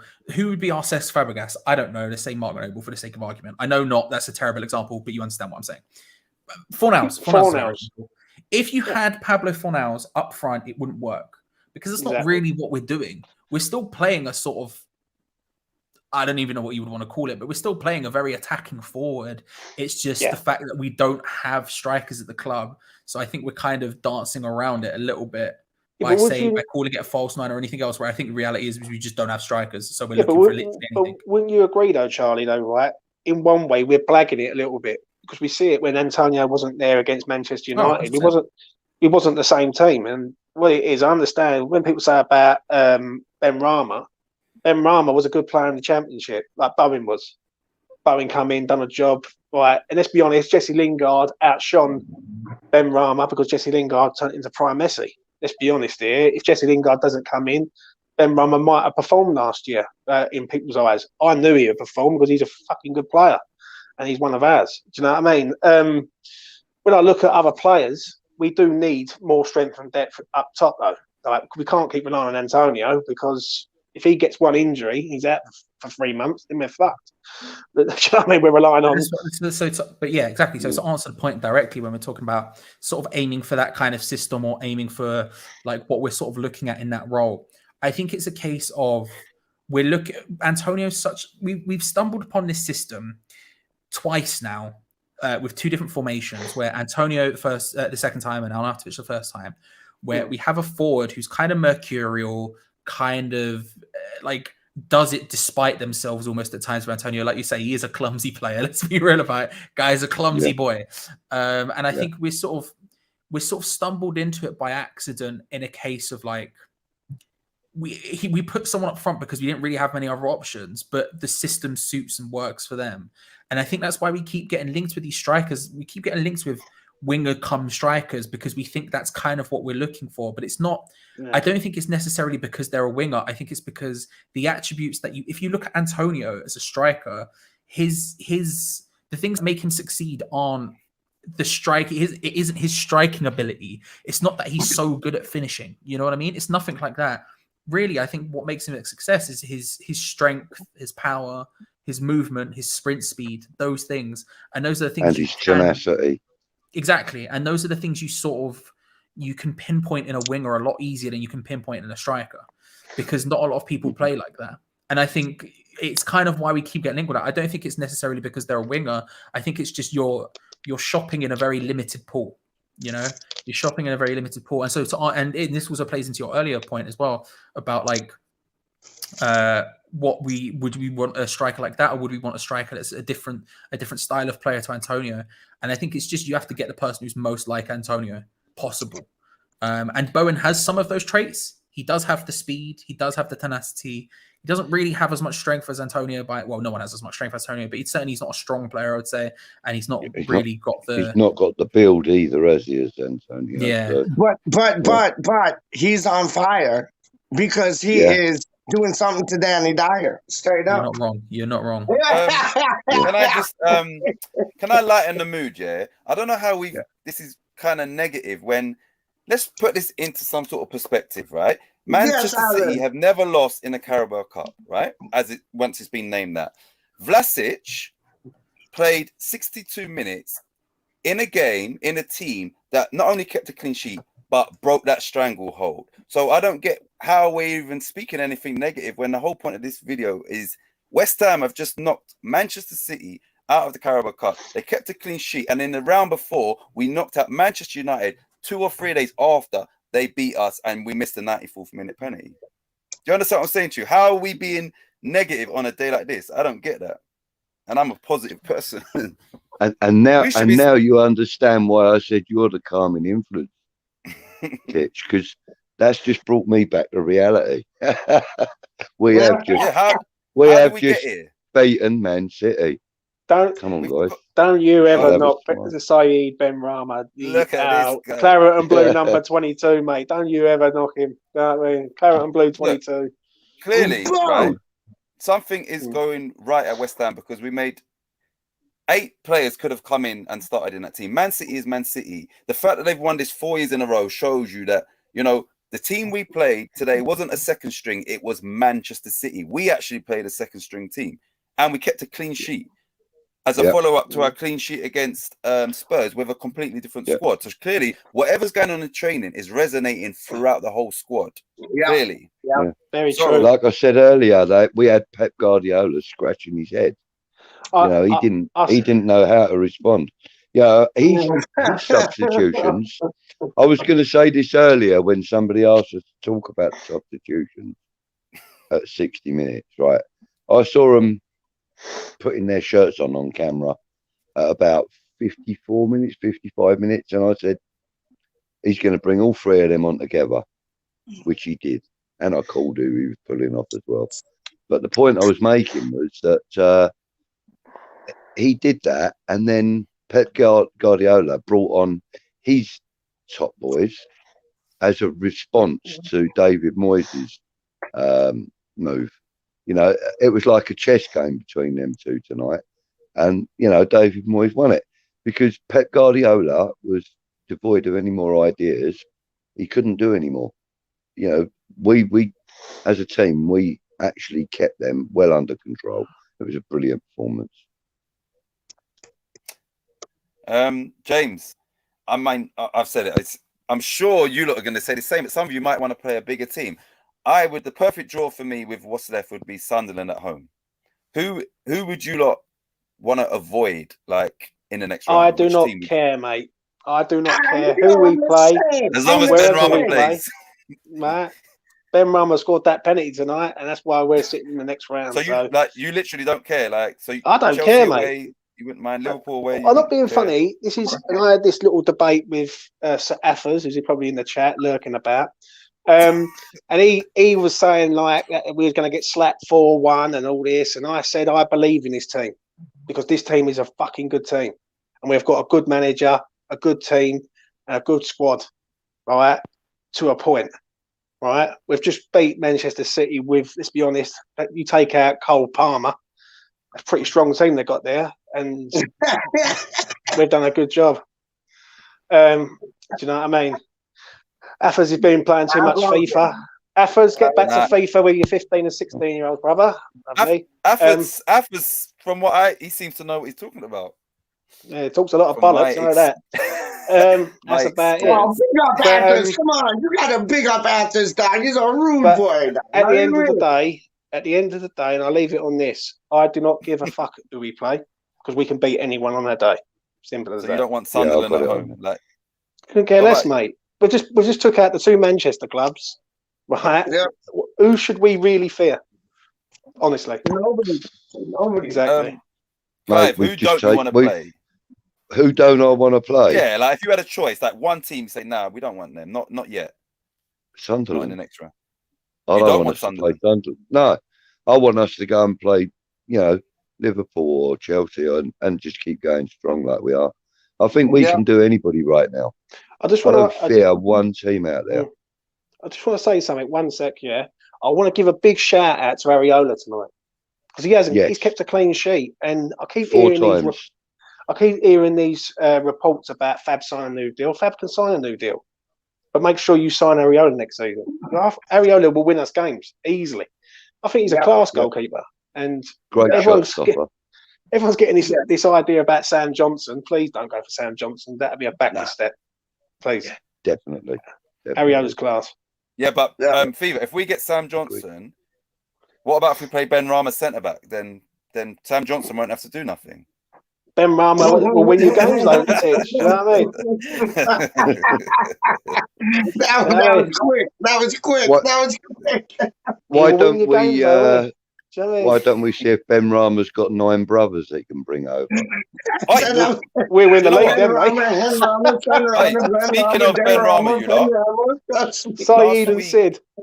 last week I'll tell you a lot of story. Yeah, true story. Right. Last week Monday I was at football, and you know, there was someone else doing football on the other side, and there was a guy standing there, like smartly dressed. And anyway, we started a bit after this other group of people training. So I bent down to put on my boots, and you know when you can feel someone's going to speak to you. So this guy leans over the fence and says, "Oh, like, is this a team?" And I said, "No, this is like a development center. You can play forever and train here." He goes, "Oh," he said, "Do you do adults?" I said, "No." Then he was like, "Okay," and then we just got talking, and then he mentioned France. You know, traveling from he came over here from France. So I was like, "Are you Moroccan?" He said, "No, I'm Algerian." So I was like, "Oh, one of the boys that plays for me on a Sunday," I said, he's Algerian. I said, "Also, I'm West Ham, so my boy Ben Rama, he's Algerian." And he said, "Oh, he's also my boy." I said, "What do you mean?" He said, "I'm his agent." I was like, "What?" So yeah, he showed me, you know, the photos of when he's holding his West Ham shirt with his name, and this guy's with him. So yeah, that's a little story, Ben Rama. So And did you get a photo with the great Saeed Ben Rama, the number 22? no, You know what I mean? not me. Will beat any No, man in the claret and this blue. guy was standing next to him when he's holding his 22 Ben Rama. This guy, his agent, is, you know, alongside him. So yeah, just a little fun fact, just for you, James. If you want his number, I've got his That's number all right, as well. mate. It's all right because Saeed I've got Ben his Rama wins number. his You can ring games. him. Do you know what I mean? Flassage don't even do up his boots.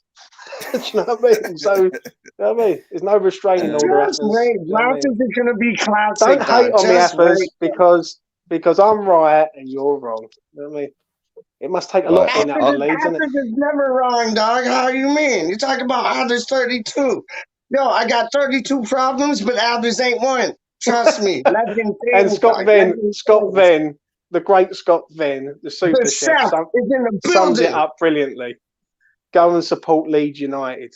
That's all I'm going to say on that. You know what I mean? So, yeah. I've got a question for everybody else. Yeah. One word question. Okay, who's your man of the match? Areola for me, mate. But Same Ben as. Johnson runs him close. Me personally, I'll be short and sweet at this. Areola was class, but Ben Love it. Johnson, mate. Ben Johnson's played. What's that? That is 4 games in 10 days, I think, if I'm right or wrong.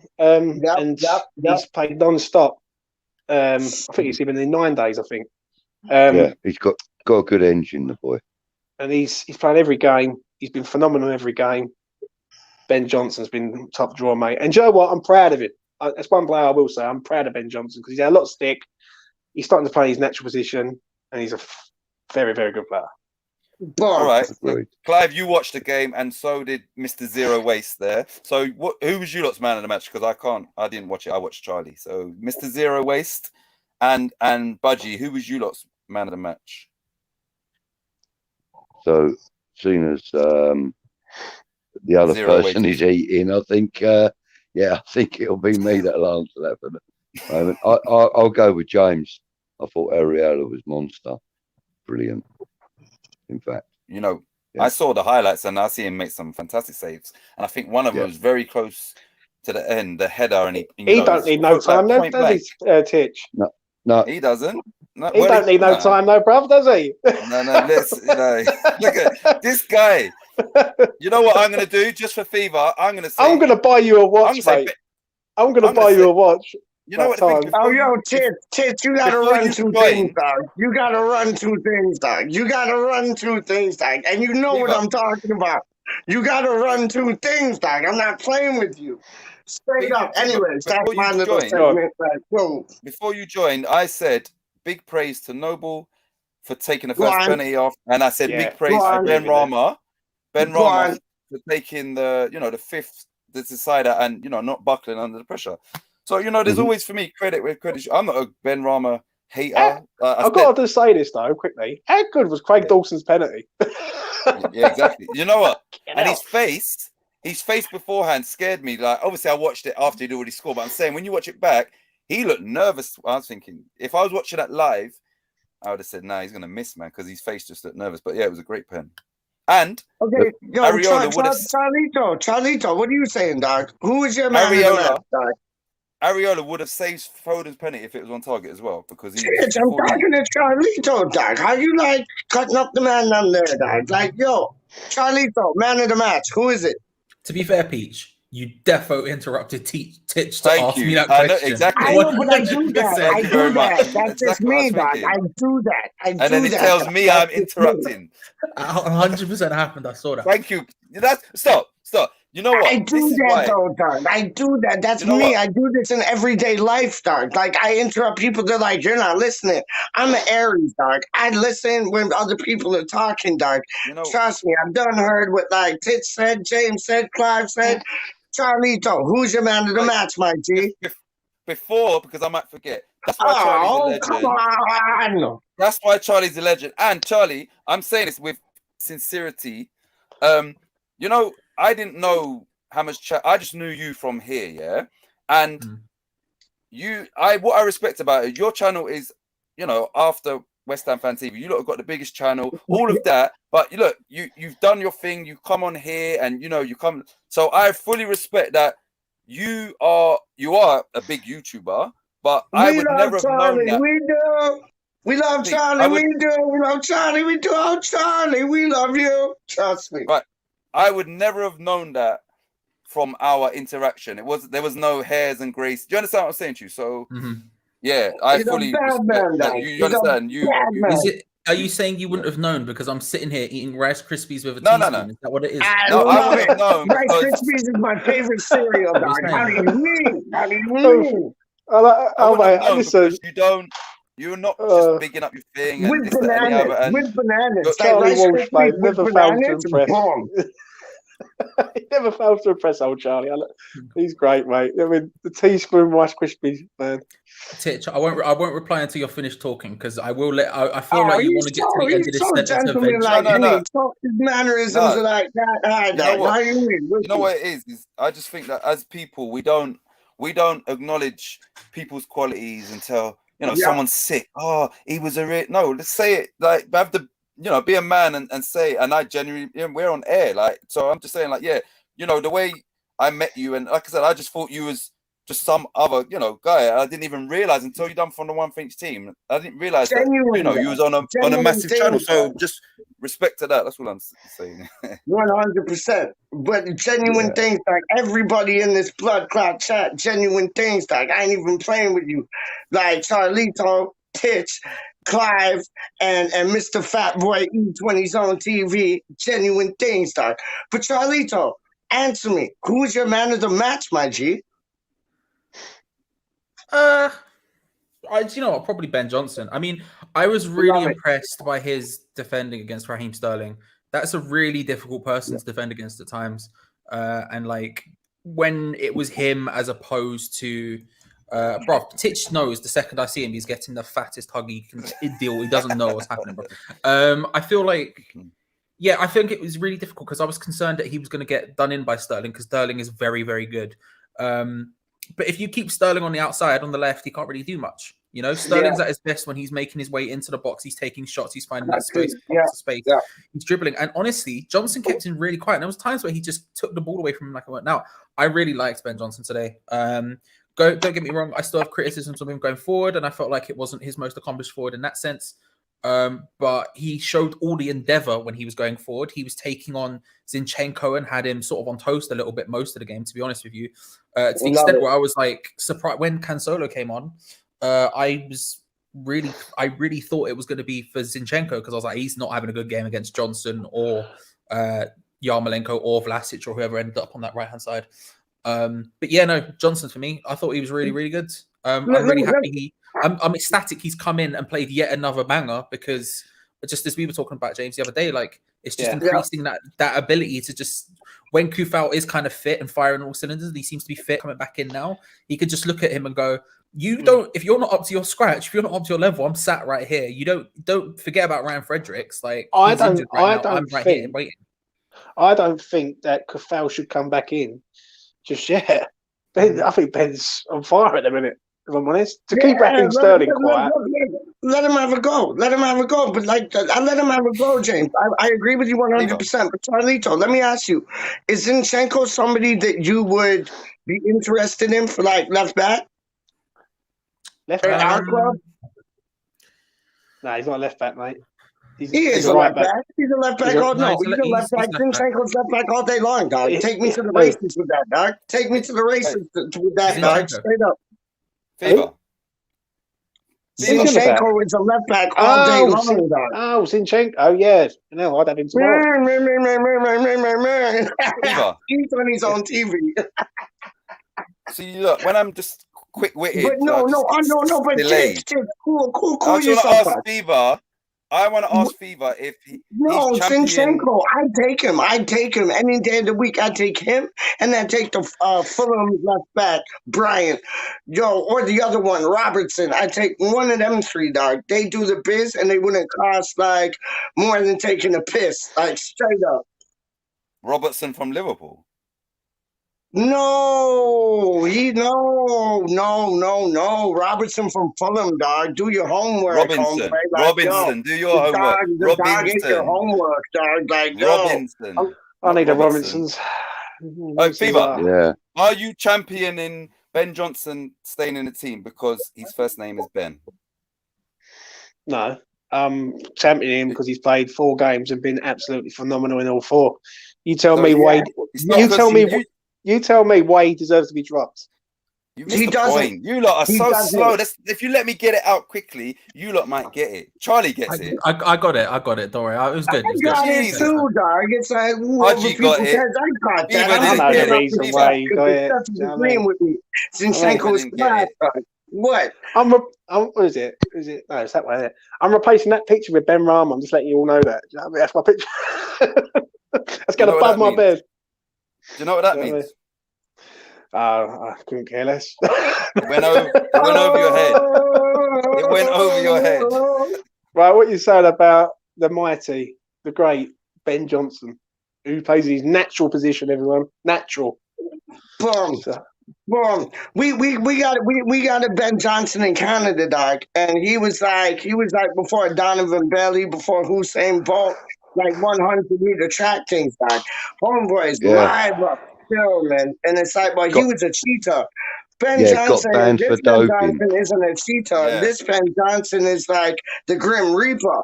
Like, yo, when played in his right position, homeboy is live. Oh, I ain't playing with y'all, man. Yeah. Trust me. I agree. Ben Johnson, quality player. Thank you, Clark. And like you said, James, he's played 4 games in a row in 9 or 10 days, and he's performed brilliantly in every single game. Ain't really put a foot wrong. He deserves his place. For me, he keeps his place. I think Kufel has to win it back. Yeah. I think the most important thing. Saying that though, what do you think about Fabianski now? Because like he's been playing 2 good games. He's got 2 clean sheets, and now you got Areola. It's gonna honestly, Clive, listen. Pretty soon we're gonna be in 4 competitions. No, I know, but it's gonna be a point. It's gonna be a point, and I said this from time. It's gonna be a point when Areola has so many clean sheets. Moyes just has to show him statistics and be like, "Yo, look at the boy. Like, we need to give him a go." Honest, like I really feel that. What do you feel about that, man? Well, Areola, he deserves a shot. Clearly, he's had 4 clean sheets in a row. And hasn't really put a finger or a foot wrong. Of course he deserves a shout. But at the same time, Fabianski is solid, and we all know how good he can be and how good he is, and how good he will be for us while he plays in Claret and Blue. So, you've got to have a certain amount of loyalty to a player that hasn't put a foot wrong. So, Agreed. you know, Fabianski was signed because we needed a quality Premiership keeper. And Yeah. so, in my opinion, until he fucks up, basically, then Yeah. he shouldn't be replaced in the Premiership. Thing is, That's my opinion. the thing is with Fabianski, you've got to realise that he's kept 2 clean sheets and all against Everton and That's what I'm saying. Spurs. It's a good headache listen, to have for like listen, Moyes right. and all the like. Right. Let's go Davine back. and all the Let's go back 18 months ago, 2 years ago, Xavi, like, when we had Roberto in goal. Yeah. Right. And now look at us now. In the back. Yeah. Right. Yeah. We've got We're 2 good spoiled for goalkeepers. choice. Yeah. We're spoiled for choice now. And that's what it should You know, be. and yeah, I mean, look at us 6 months ago when we had 2 goalkeepers on the bench. Yeah. Who was that? Martin Randolph, wasn't it? Like Martin Randolph. Like, but you know, but no, now we've got, and we've still got Darren Randolph and Martin on the books. Now we've got four keepers, you know, and what, 1 left back. So, yeah. You know, I'm not being funny. Surplus to requirements right now. Darren Randolph, you know, give him due respect, but really and truly, you know, take the 3 million for him. Yeah. And then put that towards a little bit more money. Yes. You know. Yes. And go and get yourself. You know, we could quite easily go for someone like Rico Henry as well with Brentford. I wouldn't mind him. I wouldn't. What's your thoughts about him, Tits? Rico Henry from Brentford. What's your thoughts about him? All right. Before I answer that, see you later. Words and pictures and West Ham Network. Is that Russ or that's Anton, dog? That's Anton. Antonio. Trust me. Rico Henry. You know what? I'm going to be honest. I haven't seen a lot of him. I'm not going to I'm not one of these players that, you know, oh yeah, I've heard, I know who he is, but I haven't seen enough of him. So I won't give an opinion on him for West Ham because I haven't seen enough of him. You know, no, Tits. Honestly, homeboy solid. But the Joey Bryant cat, I think that's like the hidden gem because I think he's solid. And then there's this boy. I think he's from like Italy or Spain or somewhere. Guerrero. No, he's not. He's from bloody Walsall. And I know all about Rico. Piss off, Fever. I know all about Rico Henry. Right, and I called for him last year. You're taking the piss. You're taking the piss, dog. Is it because he's from Brentford? No, he's from Walsall, mate, originally, but he's gone to Brentford. Charlie knows. I know, but Guerrero looks dope. Not Guerrero or Guerrera or some shit like that. He looks fire. And he ain't from Walsall. He ain't from Wickham. Listen, he ain't from none of them places. All you got to realise like is, right, when they come from Brentford, they're a good player. That's what I'm going to say. 100%. I agree with that, James. 100%, mate. I mean, the other guys all know that I've been watching Brentford for a few years. One of my nephews was in their development squad, you know, in the youth. You said that before, Clive. Yeah. And you know, because of that, I kind of watched Brentford while they were in the Championship and stuff. Even while Ben Rama was playing for them, and he played, you know, quite a central role for them, and he was really successful. You know, he had a great time at Brentford. That's why we got him, you know, and that's why we're looking at the likes of Ivan Toney, Rico Henry, you know, even David Raya as a backup goalkeeper should ever think along with Areola. He's good. You know, why not? Why not? They're great players. Team, dog. Straight up. You know, Brentford work on a shoestring budget compared to clubs like us.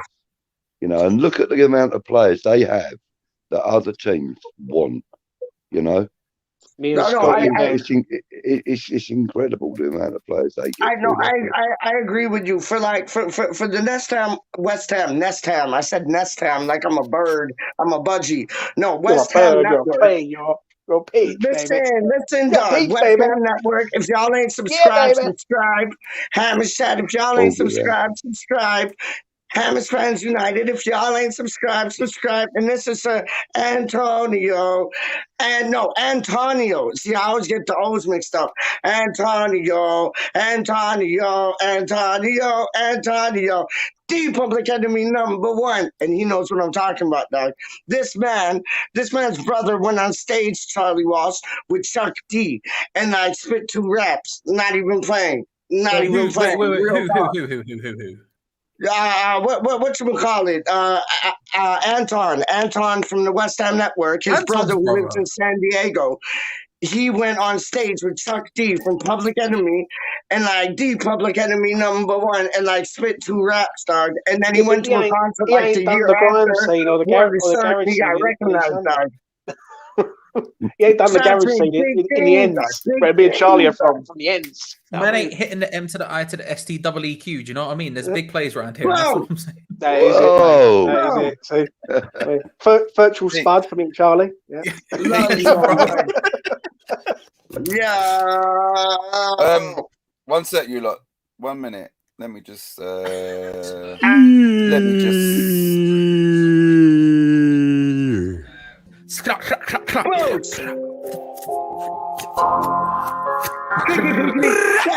DJ Khaled, how would you describe Charlie Walsh? Legend. How you mean? Legendary king, dog. How you mean? You guys pick me up. When I get going, I'm like the Duracell bunny, dog. I'm just like bing, bing, bing, bing, bing, slapping them drums, dog. Oh, yo, right now I just got a notification on my on my YouTube. You know who's coming on just now, dog? I ain't even playing with you. I just got a notification, and it's this man here. Straight up. It's not this man here. It's not this. But they have money. They have short arms. I tell you, their arms are this short. Right? Oh, yo, it ain't. I'm getting mad. I need to. Don't get mad, dog. Cool yourself. It ain't that. Hammers Fans United. What is your name? So I know who you are. Your name isn't Titch. Nobody gets christened or named Titch. I mean, your nickname's Titch, and I'm happy for that. Just saying, yo, I just got a notification that homeboy was coming on, dog. So it's just I just had to put him on blast. Titch is my boy. You take 2 things at Titch, you take 5 things at me, dog. All of you, like Charlie, Clive, James, the same thing, dog. Trust me, family things, dog. Real talk. Real talk.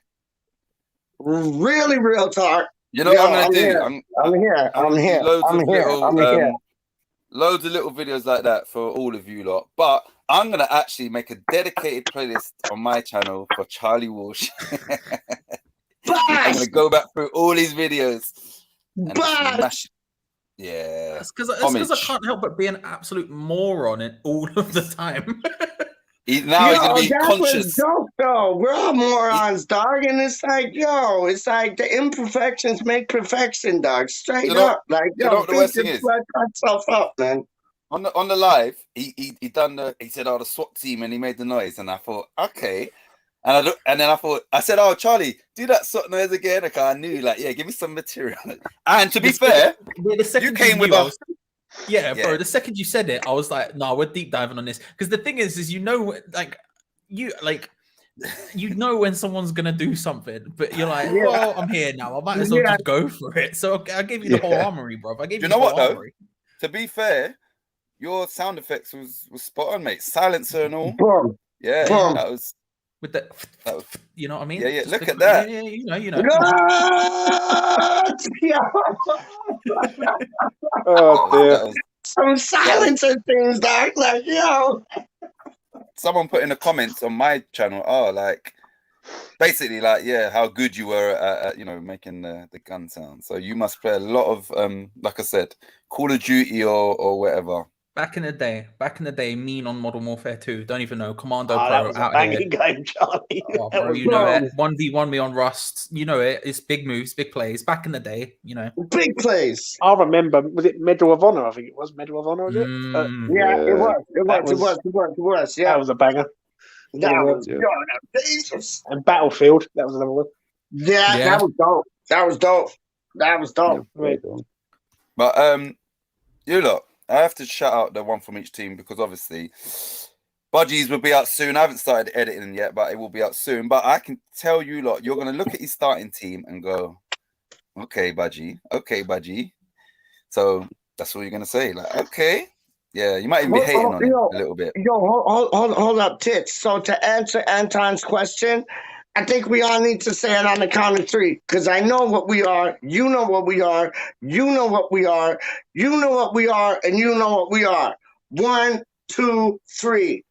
We Tired. are fucking massive. Tired. We are fucking massive, dog. We are tired, mate. Yo, We are this is West Ham in space, dog. This is West Ham like different universe things, dog. This is like West Ham like a parallel universe type Pete, thing. Are you gonna go and stand out some nursing home about 3 o'clock in the morning? Like, Done know. You know full well you're standing outside there. I saw you. I almost got done in when I said last time. So like, yeah, no, that's not for me. But I'm gonna go get a Philly cheesesteak. Charlito, me and him love food, right? So 100%. yo, I'm gonna go get a Philly cheesesteak with some onions, with some extra cheese on it. What else am I gonna get? I'm gonna get some tomatoes on it. You done know. I'm gonna get some they got like a burger sauce, like a hamburger sauce that I put on the thing, dog. And it was Russ Button that like got me onto that, and it's fire. And then they got a garlic sauce, have that just to dip into it. I'm gonna get them things in like 15, 20 minutes, dog. I'm looked after tonight. West Ham won. I'm getting a Philly cheesesteak. I'm in heaven. How do you mean? Big up Ludders, big up Anton, big up everybody in the Blood Clot Live chat, dog. I just needed my little rant there. Okay, I fall back. Yeah. Like this is You're like nuttier than a squirrel shit, ain't you, Pete? completely irrelevant. But Charlie, I need you to tomorrow phone me. I need to like seriously as well. I need to pick your brain basically about some stuff. Like, so if you can tomorrow, just give me a call. I'll hit you up. Yeah, I'll hit you up tomorrow. Yeah, I just need to speak to you about. Charlie, don't hit me. Charlie will be busy. Charlie will be busy like editing like West Ham clips, dog. Charlie will be busy editing West Ham clips, dog. Trust me, my word. Trust me, dog. I'm not saying Homeboy does it. I'm just saying Homeboy's gonna be busy editing. Why are you out here saying it's me, bro? talk. Clips was in the chat earlier, and I was here. How are you? I know. I'm not talking about that. You are West Ham clips. I'm just saying you edit them things, dog. Because like Titch and Charlie Walsh are the two illest like editors on YouTube, regardless of West Ham, regardless of anything. These two men, they're the man. You pointed the wrong way. I was like, it's over there somewhere. Yeah, exactly. You pointed that way at yourself. I went straight. Oh no! I did this. Those don't two need right there. How you mean? And then Fever comes with the dope tunes. On his like intro and thing. Like, yo, I want to rhyme over one of them, dog. Send me one, dog. And like Clive, he just comes with that knowledge from like high school and college. What does that say on the screen from West Ham Network? Clive, you legend, fella. Good to see you. Done know. Legendary status, dog. How do you mean, man? We're privileged to have you on these type things, dog. Real talk. Real talk, man. I love you long time, so I'm gonna show you. See you later, Ben Rama. See you later, Ben Rama. Remember one thing, it's like you know full well that Benny's just got us into the next round. Look, I put him in my you song. You thanking him, Titch. Ben Rama. Sing the song then. If you love him that much, sing the song. Jared Bowen. I ain't got me and him are bros, mate. Come on, sing the song. Fever, sing the song before you go. I'll sing it. 1, 2, 3, 4. Right, later on. Love you. Peace out, Reggie. One love. Much love. Respect. Ben Rama. Oh, Jared Bowen. Michelangelo. Hope your hammies don't go. No. Oh, your hammy's still good to go. Oh, that's it. So Ben Rama, oh, Jerry Bowen, Michelangelo. Hope your hammies are still good to go. No. Yeah, that sounds way better. All your hammies Are your hammies still good to go? That's what I said, dog. You said Michael hope. Antonio. You said hope, Yo, yeah. no, I'm no, because the hope. If you listen, like I rhyme, dog. I rhyme. I do this thing on the daily, so it's like the hope rhymes with O. So it's like hope your hammies are still good to go. Break it down But the that syllables. don't flow, That's the so tune that's right got to there, dog. That's go. the tune right there, dog. Trust me.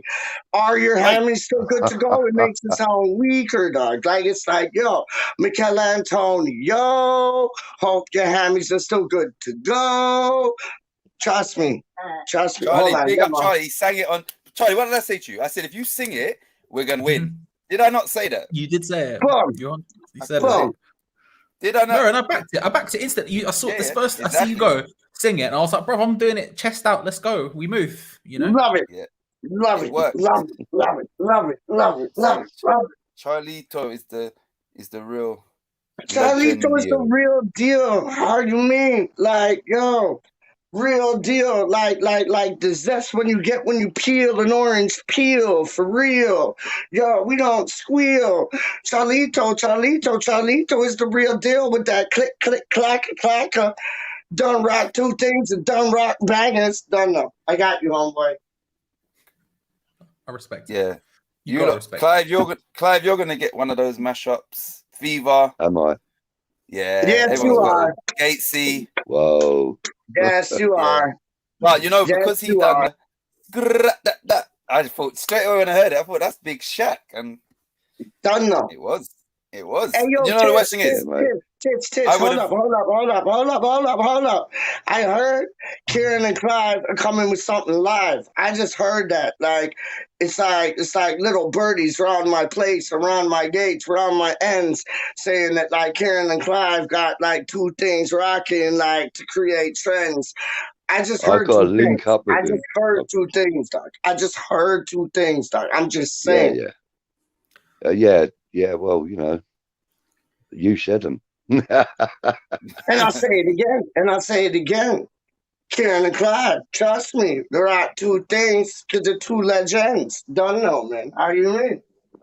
Across the what was it? Across the globe, live with Kieran and Clive. Yeah. Across the globe live with Kieran and Clive. Across Yeah, the that's globe it, yeah. live with Kieran and Clive. Clicky clack clack clacker, clack clack clacker. Kieran and Clive done put out a banger. Done know that. We got Charlie, you. let me ask you a How serious- you mean? Yeah. Let me ask you a serious Sorry, question. right? I'll fall back. Fall back like the Hellboy, dog. How you mean? Slow down, Page. Pete, Charlie, yeah, I know you're busy, and you know, like I said, you lot have got a big channel on that. Why do you come on, you know, channels like this, or you know, that are obviously in comparison? Like, why do you do it? Because he's a good person. It's not a trick question, and you know, it's just like, yeah, like how Yeah, comes? just- Like, look, it's quite late now. This ain't. Anyone subscribed here is probably already subscribed to you, so it's not about self Yeah, but promotion. I know that. but that's what the thing is. It's not like Word up. like it's not about self promotion. I think for me, it's just fun in it. I think it's all about people, right? You get to know people, and I think part of it is two things. One, whenever I'll always go on someone's channel if they ask me to. Like almost always. Like there's very few people I won't go on their channel, right? That's real. And I think part of that's just a rising. I think it's two things. One, I think it's just fun. I think if you look at it from that perspective, I think, you know, you can get to talk to people, get to know people, have good conversations about West Ham and stuff. And like, you know, like Titch, we've spoken about this, Peach knows this. And like, you probably might do as well. I don't know if you do, but like, I grew up in North London. I grew up not around West Ham fans. The only West Ham fan I knew was my dad. So when my dad passed away when I was 15, like West Ham YouTube and stuff was the reason I was West Ham. Well, first of all, News at Brother Brown and West Ham podcasts, and then West Ham YouTube was the only way I interacted with West Ham, right? So part of it is that sort of like, so my girlfriend doesn't have to fucking hear me banging on about how West Ham won a game for it. I can just get it off my chest now, and then she doesn't have to deal with it later. But the other, it's also part of it is like, I think a rising tide raises all boats, you know? I don't think I don't think it needs to be a case of like one or the other. I don't think anyone needs to sit there and try and like self-promote themselves or like push themselves forward or like whatever. I think ultimately if one person's doing well, then everyone can do well as well. And I think if you're thinking about it from a numbers perspective, which I really don't do that often, if I'm being honest, there's very rarely do I think about numbers. it's just a case of like saying this is what is good for everyone. I think to an extent, Yep. and I think with Titch we had a long conversation about this after we did one from each team to an extent. But I think old school YouTube back in the day, and I've been around YouTube since the very beginning, since like 2006. Like I've been watching YouTube and being around it. Was really heavily based around like collaborations. Every YouTuber, big YouTubers, small YouTubers, everyone collaborated with each other. It was a different space. And I think part of that was it wasn't as corporate as it is now YouTube in a sense where there's like a lot of different things to different bits or whatever. But everyone used to just work with each other and do stuff with each other. And I think that's the kind of spirit I would rather do, you know? Like I do Hammers Chat and that's, I mean, I like whatever. That's if you want to find me, you can find me there consistently. But like, that doesn't mean after games when, for example, West Ham Fan TV needed someone to hold the camera for them and they go, oh, Charlie, can you help us out? I'm like, yeah, of course I can. Like, you help everyone out, you know? And if someone needs a guest because they want a guest to bounce off, I'm more than happy to get involved. If someone just like, whatever. I mean, like, and that's why I'll pop onto channels, it's not even just about appearing, you know? I like watching what people have to say and like trying to figure it out, you know? Like, I'll go on here, I'll watch everyone else's videos and see what's going on, you know? I think people talk about like the West Ham family and all of that kind of stuff a lot. And I think oftentimes when you're doing anything online, but YouTube is one of those things, it's really easy to forget that and focus in on your own thing and focusing on like, oh, I need to do this, I need to do this, blah, blah, blah, blah, blah. I think actually part of that should be we can like times like this where we've won, let's all fucking get together and have a good time, you know, and have good conversations and stuff. We don't need to, it doesn't need to be so deep. Do you know what I mean? And Charlito, I know you love this, so I'm just gonna show this for you and everybody else. Isn't that beautiful? It's a beautiful kit. Look at it. Look at it. It's one. That's just such a fun kit. I can't like. It's my favorite. I just love it too much. Yeah, mine too. Mine too. Clive, your final thoughts on today's victory, on our position in the Premier League, are looking up to. I'm coming at you with questions, Dark. So, like, yeah, our position in the Premier League, our position in the League Cup, which used to be called Carling, but now it's called Carabao, and our FA Cup hopes. And yeah, take it away. Okay. Well, you forgot to mention the Europa League as well. I know I did, because we're already going to win that. We're already going to win that, so that's why. That's just like, that's in the back drawer. That's like a sweet that I got in the back drawer, ready to take out at any time. Okay, so let me address the win today first. Then, obviously, you know, like hundreds and thousands of other West Ham supporters, I'm still buzzing. Still haven't really taken in the fact that we've just beaten Man City, who haven't been beaten in this competition for 5 calendar years. Yeah, they've had four wins in the last 4 years in the final. Excuse me one moment. And they've been consistently good in the league and in Europe. So, you know, we've had a fantastic run today. We showed them that we're not going to take any game laying down, and I think that gives us reason to be hopeful for the rest of the season. Our league position, we're fourth at the moment, as we all know. Brilliant, I love it. The fact that we're there again this year, we were there last year. We were fighting for top 4 for part of the year last year.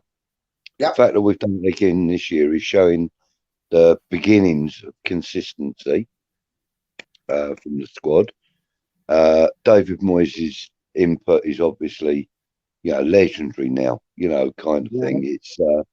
It's beyond our expectations when he first came in. Excuse me again. Oh God, it'll be the death of me, this cough. It won't. No, it's all right. It's only a smoker's cough, and I'm trying to give up.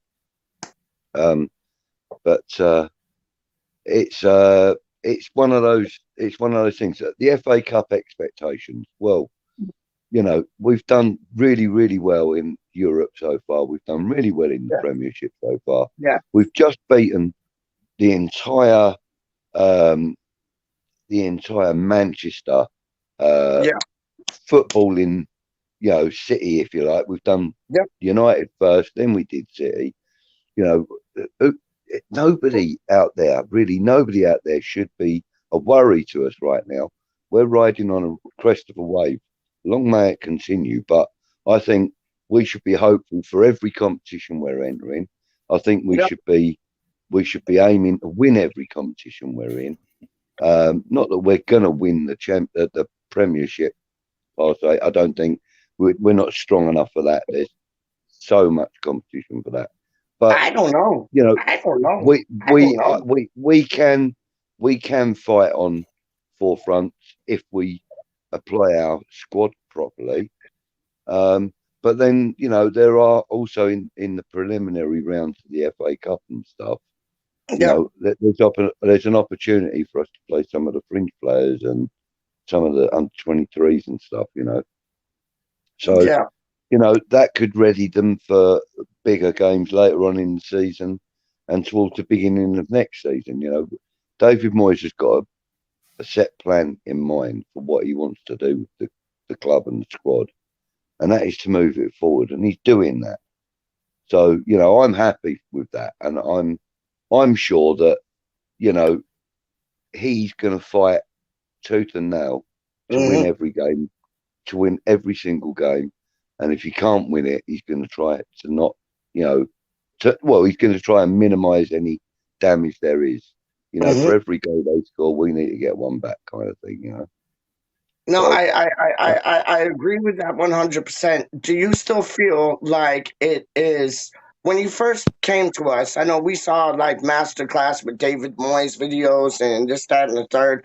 But do you think it still is his objective, per se, to get young and hungry players in the squad and kind of take after like that Red Bull model?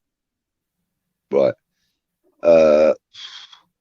It's something that he's openly, publicly said that he admires, the Red Bull model.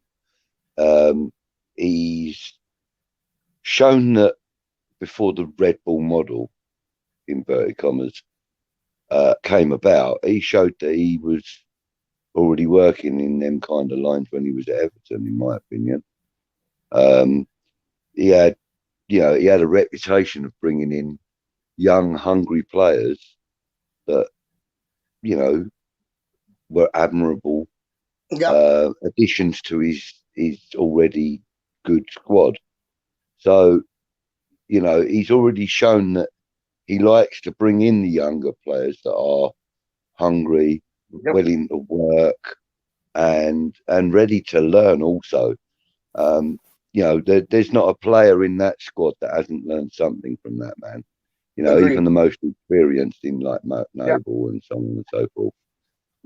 Every single one of them. Because let's not beat around the bush. David Moyes has a set objective, and he is working towards everybody being on the same page as him. And so far he's done bloody well. Not many. He's got rid of the people that didn't really see his vision. And I actually believe that as much as we criticize Yarmolenko and his performances, I think he's fully bought into David Moyes' philosophy, which is why I think he's not going anywhere. No, I mean, yeah, he's signed a 3-year contract, and I just want to know, like, Charlito, like, I know it was a beautiful match when we played Spurs and we drew Spurs 3-3. Athens took off his t-shirt, running around like a hooligan. Did you have the same feeling today as that match, or even better? Like, were you tingling? Were you like, you know what I'm saying? Like, what was your feeling when you did the watch along? It's so weird doing watch alongs because it is such a different experience from watching a match normally.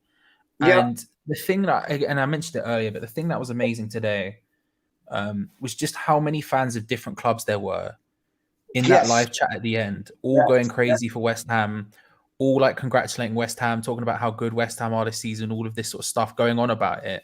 And it's that, and all too often, I think in football, like most people know my stance on like, I don't hate any other club really. I haven't got time for it. Like it's not one for me. Like, and don't get me wrong, I enjoy. I'll banter my Arsenal friends off all day, all night. I'll banter my Tottenham friends all day, all night. But like, I'm not sitting there and actively want bad things to happen to those clubs or anything like that, right?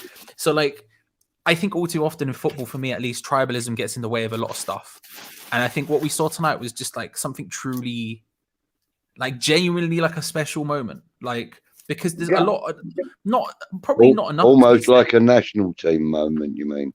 Yeah, kind of, yeah. Like, to be honest with you, like, you could maybe say not enough has been said in the media about West Ham, and how well they're doing right now. But in general, I think it's flown a little bit under the radar how good we've been and how together and the togetherness of the squad. It's not a case of, and listen, I absolutely adored the final season at the Boleyn, and I adored everything Dimitri Payet did that season and everything else. I really did.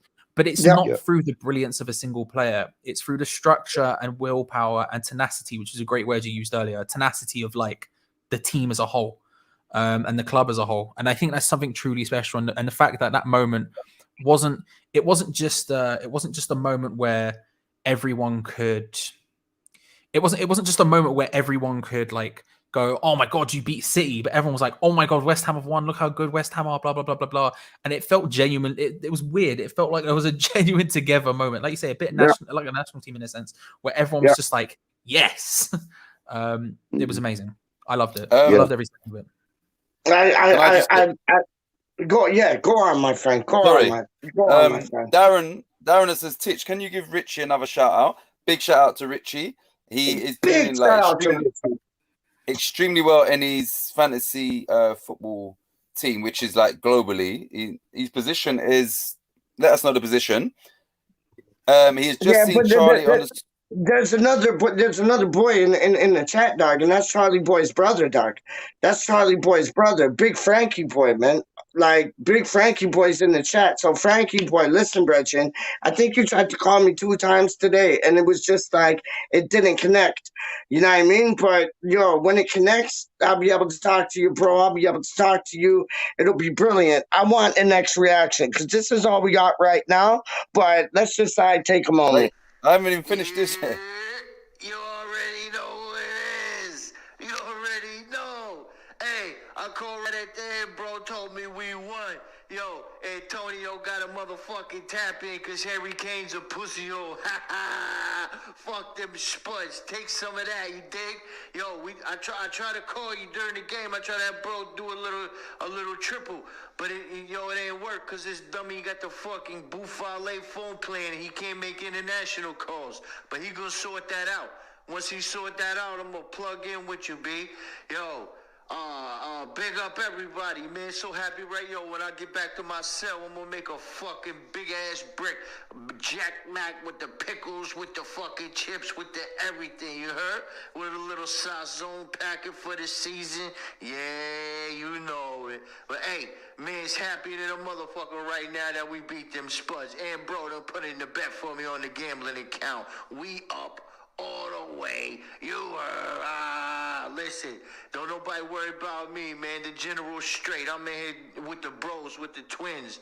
Listen, CB fine. Don't worry about me. Don't lose no sleep over me. My commissary on swole. Yo, they got mans in the kitchen. That's my little jobby job. So I get a little extra grub and things. They only pay a motherfucker like 15, 20 cents a day. Ain't that some bullshit? But yo, it don't matter. It helped me pass the time. But yo, it's all love. I want to give a shout out to the homie Titch. And I hope his channel's popping. Yo, shout out to Atlas, Bex, Walsh, yo. Now, of course you, Peach, you my brother, man. Bro done told me you done big me up like every motherfucking day singing this shit. Yo, don't get knocked, don't get pinched drinking the motherfucking ciders out in the block, you heard? Put them shits in a coffee cup like I taught you, man. Don't be out there getting pinched with no fucking ciders. Who else? Who else? Uncle Wally World, Uncle Neil, Uncle Kieran. Hey, Uncle Kieran over there in Australia. Good eye, mate. You know what it is. Kangaroo fucking style. Hey, CB the General, he's straight, man. Big up everybody. Spread my motherfucking love to everybody. But for today, man, it's just super fucking gas. We beat those Spuds, man. I can't see the goal. It don't even fucking matter, B. It don't matter. As long as we beat them pussy hoes, you heard? And when I jump, you better have 1,000 subscribers. You dig? Hey, I'm out this bitch. I gotta go bust they ass in a card game. But yo, one love, man. Up the motherfucking hammers, you heard? Yo, how beautiful is that, man? How beautiful is that, man? I can't wait to hear his go on about how we just did Man City on penalties, dog. Straight up. And it proves my point. Cresswell looks like a good penalty taker, man. Good penalty caker. He could be a penalty caker and taker. No business. He looks solid. But Titch, let me ask you this, dog. Your Hammers fans united, one from each team. You got Clive coming prime that, yeah? You already had Charlie come prime that, yeah? Like, yo, I know you weren't able to watch the game like myself, but it's like, how did you feel when you heard the result?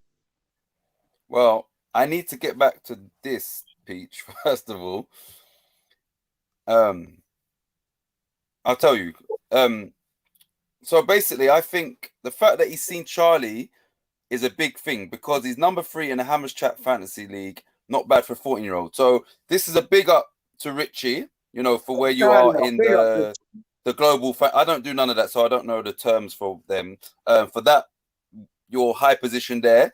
And then I'm sure Charlie's going to big you up for being number 3 in the Hammers Chat Fantasy League. Not bad for a 14-year-old. Charlie. Yeah, no. There's some smart people in there. I didn't join it for a reason because I was gonna get absolutely trounced. Okay. So being number 3 in that is a big maneuver. That's a huge maneuver. Shout out 100%. Hope you're good. Hope you're well. Hope you enjoyed today as well. Oh my god. 100. 100. So, Tits, what were you feeling after the result, dog? Like when you seen that result, because I was honestly like, I was on 7th heaven. I was on 7th heaven. Like it was almost like, you know, when you see a hot gal walking down the street and it's like you look at her once, but then you do that double take. It's like 1 and then whoa, 2. Like it was a double take at that result, dog. Like what did you feel when you heard about that result and you saw the highlights after on Sky Sports and them things, man? Right. I'll be honest with you, yeah. Clive made a comment when we was, you know, just starting yesterday that he feels, you know, I'm calm and calm in nature and all of that. Now, you know, in nearly every aspect of my life, that is me. But I don't know how Charlie is so calm when he watches West Ham, because that's the one time that I actually lose it. You know, like they might take a foul throw with West Ham and I'm like, I'm swearing, like I literally go mad. So the fact that Charlie was all calm and I didn't even need to, it was probably better for me to not be watching it because Charlie's all like, you know, they might have a shot that literally hits the joint of the goal and Charlie like, oh, they just had a shot there, hit the joint, and I'd be like, fuck's sake, you're doing it for it. And it's, you understand? So yeah, it was very he got me through it because like I said, he's I don't know how anyone can be that calm. It's you know, that's professional. Like I'm telling you now, if I done live streams, watch along, people would tune in because they're like, this guy is just like any little thing, he's just like, oh, it's, you know, they've done a bad pass and I'm just cussing. So yeah, so Charlie made it a lot easier. And then like I said to you earlier when we first came on, when I actually put on the Sky Sports, it was, I think it was Jesus' penalty, right? Yep. So now the nerves kind of started kicking in because I'm thinking, now I'm watching it. Like I'm not watching Charlie. I purposely didn't watch the comments right at the bottom because someone else might chuck in, oh, they've scored or whatever. So I was in the comments, but I weren't staying like down. But as soon as I put it on the TV and it was only like 4 or 5 penalties to go, then I was nervous. Do you understand? So yeah, that's why you should watch Charlie Walsh's watch-alongs because he's calm all the time. But yeah, like obviously it's Davey phoned me. He's my partner when it comes to the football stuff. He's also West Ham. So he literally rung me straight away. You know, like so. Yeah, it's as soon as that penalty went in, and then he also texted me the highlights are on Quest or something like that. So yeah, you know, it's a big thing. Like it's a massive result for West Ham. It I shows agree. how far we've come, and I think that, you know, even going back to Charlie's watch along, he had people in there that it's probably their first time. They're not West Ham fans, but you know, West Ham could be like Leicester, where that's everybody's rooting for them as their second team. And I mean, West Ham have always been that. In people that I know, they always like West Ham, like even though it's not their team. So I think now people are respecting West Ham, and probably we're going to get a few more sort of West Ham's my second team. Those sort of casual fans as well. Yeah. I heard that, man. It's like, I hear that quite a lot. me too, dog. Me, Clive, go on. Me too, man. Me too, man. Me too, but Right, Pete. everybody, like, we're everybody's second team until we start like getting like, you know, like fourth, third, second spot. Then it's like they pull their back on us. It's like when we're like mid-table, like Sam Allardyce, Alan Kerbersley things. Oh, we're everybody's like second team. You know what I mean? But when we start challenging and actually putting like two results, everybody's like, nah, no. Piss on West Ham, dog. And it's like, you even got the boys at Talk Site talking about West Ham, like, and they're all like quadruple that's. And then you got like, even, and it's a bad omen. Even that youth, man, Mark Lawson, whenever you get him saying, oh, West Ham, y'all fancy a win and this and that, it's like, that's just a bad omen to me. Like, but now the team has got it amongst themselves. The camaraderie have got like the team by the nuts. And it's like when DJ Rusty B said to me and said to all of you, actually, because it wasn't no like private, like WhatsApp things, he said that the camaraderie and love that this team has built together, it's undeniably energetic, beautiful, and they're all fighting for one another, like Clive has said before. It's a special moment. It's a really special moment, man. I mean that from the bottom of my heart. Peach, Hammerhead asked, "Are you streaming later?" You did ask. Of course. You know, you get like, because of the time differences, it's like my body caught up to me today because like I'll be up at like midnight. I'll wake up at like 3-4 in the morning and like not even have like 2-3 hours kept. But it's like I still like go out and do the live streams because it's all for you guys. I'm with Charlie Walsh on the fact that we don't do it for like subscribers. We don't do it for likes. We just do it to keep ourselves involved in this in this community that we have. I could give a shit if I had like 2 subscribers. Titch could give a shit if he had 1 subscriber. Like, we just do it for y'all, man. So yeah, I missed the match today because I fell asleep. I had to go get my mom some fags. She had like 1 left, and like I was late getting them. Then I had to go to the Dunya, the grocery store, to get like 2 sided things and Maltesers. But it's like, yeah, my body caught up with me today, Brethren. And like, yo, I just knock out. And the only part of the match I saw was Cresswell's penalty shot. That's it. And I'll be the first one to admit it, man. But yeah, Peach slept good today. So yo, I'm gonna be on later on, man. And anyone here, yo, you're more than welcome to come on because it's all about us, dog. It's all about West Ham United, dog. Straight up. I ain't even playing with y'all, man. Let's just get through these comments. Frankie said, all right. Charlie Boy said he's going to call me instead because you don't answer your phone. I answer my phone today, dog, but there was nothing. There was nothing, dog. I was like, yo, nothing, dog. Nothing. Like, I know the man's trying to get in touch, but I honestly picked up my phone, like he called 2 times. And I was like, yo, nothing. So it's just bad reception. But when we get that sorted, that'll be dope.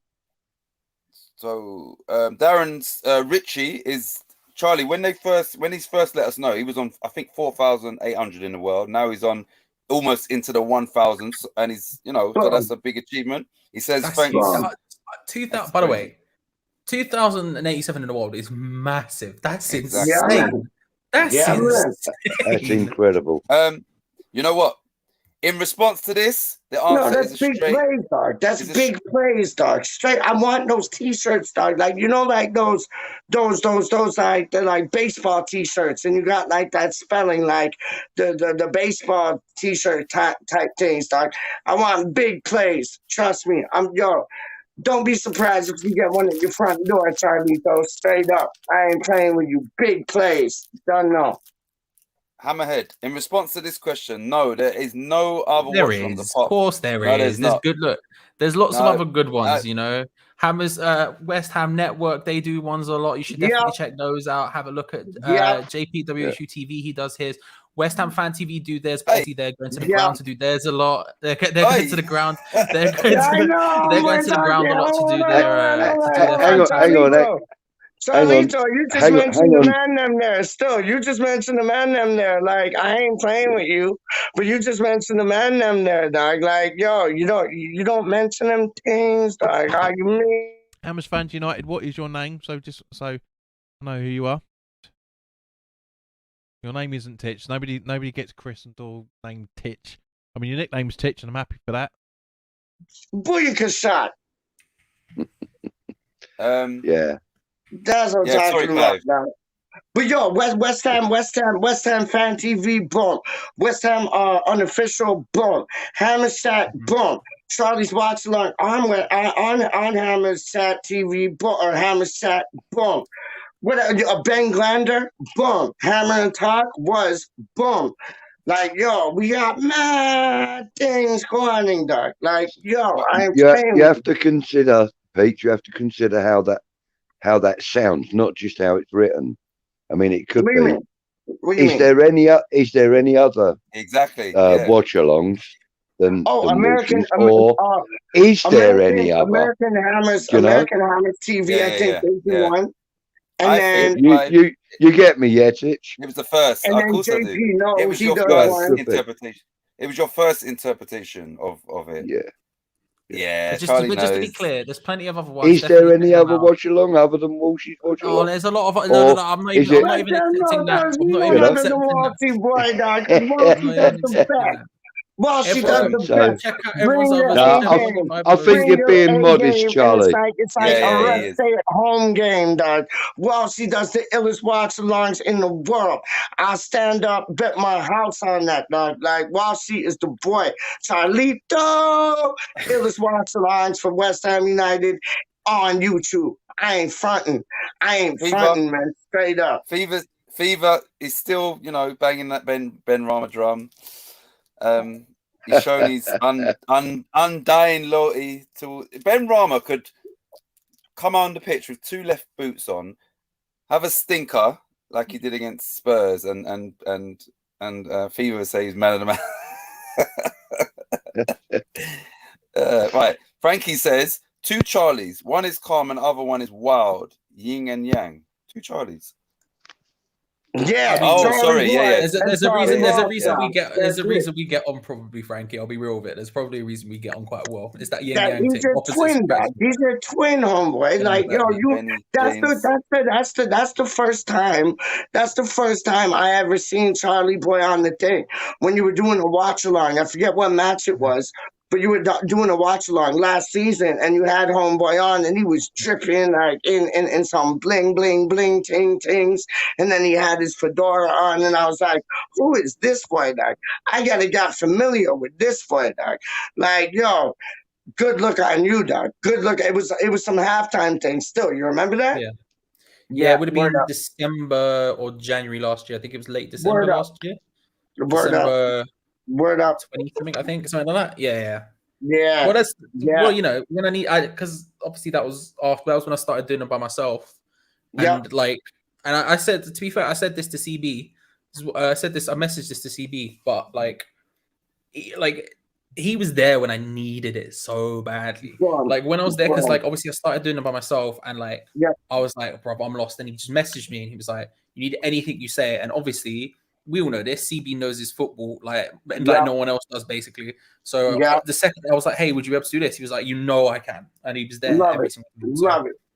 You know, I there's a love reason. that, There's a man. reason we get on Frankie. And it's probably that opposite track kind of thing a little bit. Yo, and Brethren, I strongly believe everything happens for a reason. I know that's played out, but I feel that like everything happens for a reason, and I don't believe in coincidences or accidents. Like I just believe everything happens for a reason, dog. Like that's just me, and that happened for a reason right there that day, and I was absolutely like, hats off, man, straight Yeah. up.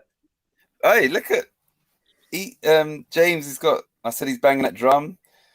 He's still wide awake, boy. Actually, he probably says Ben Rama in his sleep. Ben Rama, Ben Rama. He's made up his own version. There's no Michelangelo. It's No. There's only one version, dog, and that's Ben Rama. Oh, Jared Bowen. Michelangelo. What is it?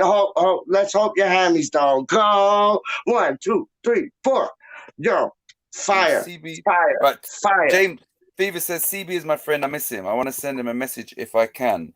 You know, the best way to do it, you just do it now. His brother's in the chat, and you know he's going to pass it on to him. That's what I'm Fever, saying. if you're still awake, I'm sure you are. Yeah, you just commented, man. So And yeah, Fever, real talk, like Charlie and Frankie, they both tried to call me like numerous amount of times still, but it's like it don't connect. But when it connects, dog, like yo, I could add whoever to like a 3-way, 4-way, 5-way, and I know that Charlie Lawson want to talk to him, Titcher want to talk to him, Clive, Kieran, all the man, Specky, Becky, like there's all the man them, dog. Real talk, man. How do you mean? you know what I'm gonna do? I'm gonna give Fever his props as well. He knows why. Charlie, I don't know if you know, like Fever's a bad Charlie, man, I only ever went live on Hammers Fans United once, which was kind of. I was here actually. Wasn't that the one where Fever turned up as well? Yeah, exactly. Yep. I was here. I had my dressing gown on. You know, I was just trying to. I was like, oh shit, I've gone live, and you know, yeah, and he jumped on, and we had like an hour online. I didn't know him. I don't think I'd communicated with him. So yeah, Fever's. Who did you think it was? Who did you think it? Because you thought it was somebody else, though. You thought it was somebody else, though. For Sheezy. For Sheezy, that's it, dog. Yeah. Because it was Fever, and yeah, I thought it was for Sheezy. Yeah, fair. Yo, Fever's a bad man still, man. I don't business. But everybody has to like wake up and arrive, because yo, it's the next 2 things that gonna be around the globe with Kieran and Clive. Straight up, I ain't playing with y'all, man. Real things. And yo, if we can rub elbows with like Charlito and do something called like big plays, yo, I'd love that. So, and I'm putting it out there on YouTube, which is a bit immature, but I'm sincere. I'm genuine, dog. I'm showing you. If you could do 2 things like big plays with like Titch or Clive or Kieran or me or whoever, dog, we got you. We got you. We got you. We got you. Done no. We'll try to figure something out.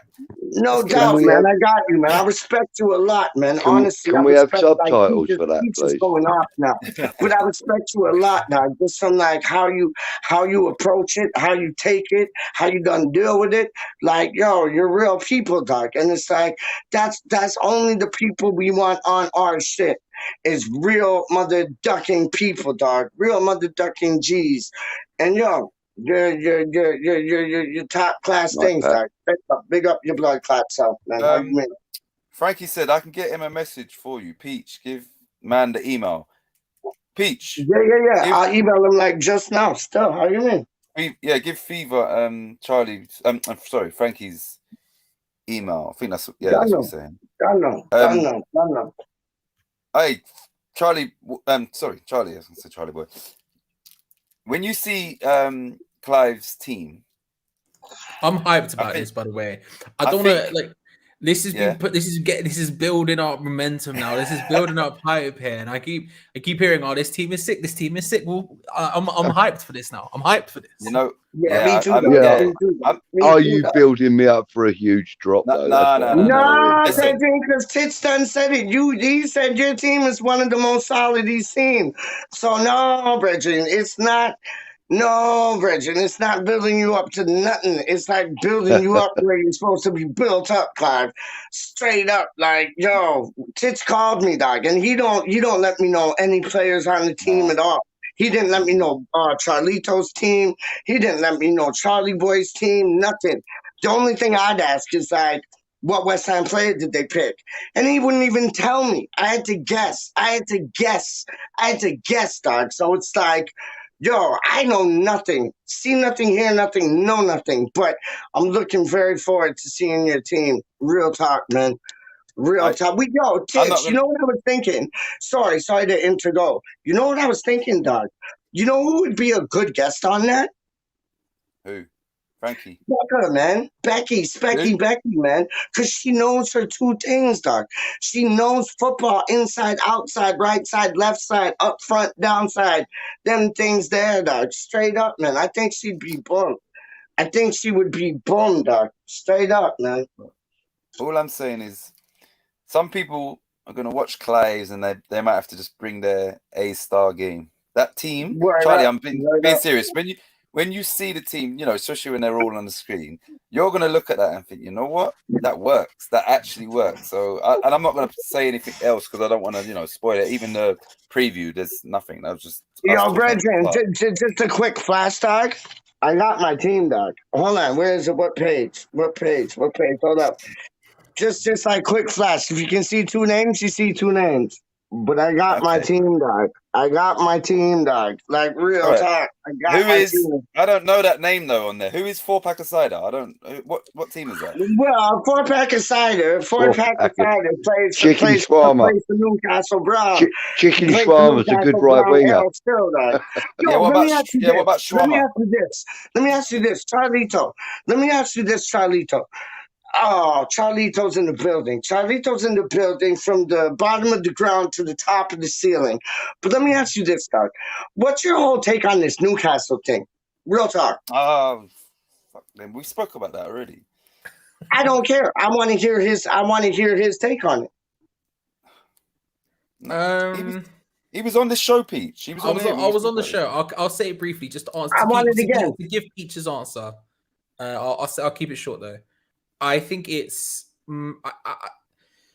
I think it's a damning indictment on the state of the game a little bit. I feel like it shouldn't be a thing that like is let to happen. Like they obviously you have the fit and proper test, and they pass the fit and proper test, and I understand for a large portion how the fit and proper test can't include morality. This is something else I've said. Like I get that. I 100% understand that. When you're looking at say like David Gold and David Sullivan, for example, 30 years ago, they wouldn't have passed a fit and proper morality test because obviously they were involved in adult entertainment. Whereas now we're watching Pornhub like there ain't no tomorrow, so calm. So now obviously they would pass it. And so I think it's one of those things where like it's difficult, but I feel like the Manchester City situation is so far beyond that it's not even worth comprehending. So for me, I think it's a bit insane, but it's what it is. Football's about money, innit? And they have a lot of it. So. Do you agree? Do you agree? I hear that, and every word was valid there. But do you agree that you got like a lot of people hating on it just because it's Newcastle, or what? I feel I think it's one of those things where every club feels like their club is done hard by, you know, and it's because we follow it. We follow football like a religion. We follow football like it's life or death kind of thing. And I think every fan of every club will always think that their club is the one that's being done over. I think in reality, I think it's one of those things where I don't think it's anything to do with Newcastle as a club. I think there'll be people who hate on it partially because of what I said. There's people who will hate on it because of the fact they're jealous that their club aren't now one of, if not the richest club in the world, all of this other sort of stuff. There's lots of reasons why. I think the fact that it's Newcastle, unless you're a Sunderland fan, probably isn't very high up on that list. I think to be fair, I think most people probably empathize with Newcastle fans a hell of a lot over the situation they've had over the last 10, 15 years or however long Mike Ashley's been there. I think a lot of Newcastle people, us more than anyone else, really, we will look at it and we go, yeah, we know what it's like to have owners like that. They're trash. They're the worst. I think most people probably empathize with them more than perhaps they realize. I don't know. No, I hear that. That's a good answer. That's a good answer, Doc. It's like I just feel there's so much haterade right now going on because of that, and because it's Newcastle. Like, if it was Chelsea, Manchester United, like Liverpool, they'd be looking at it with different specs on. But because it's Newcastle, you're right. It's like, why not me? Why not our club? Why not me? Why not us? You get what I'm saying? Yeah. Yeah. I do, man. I do, man. 100.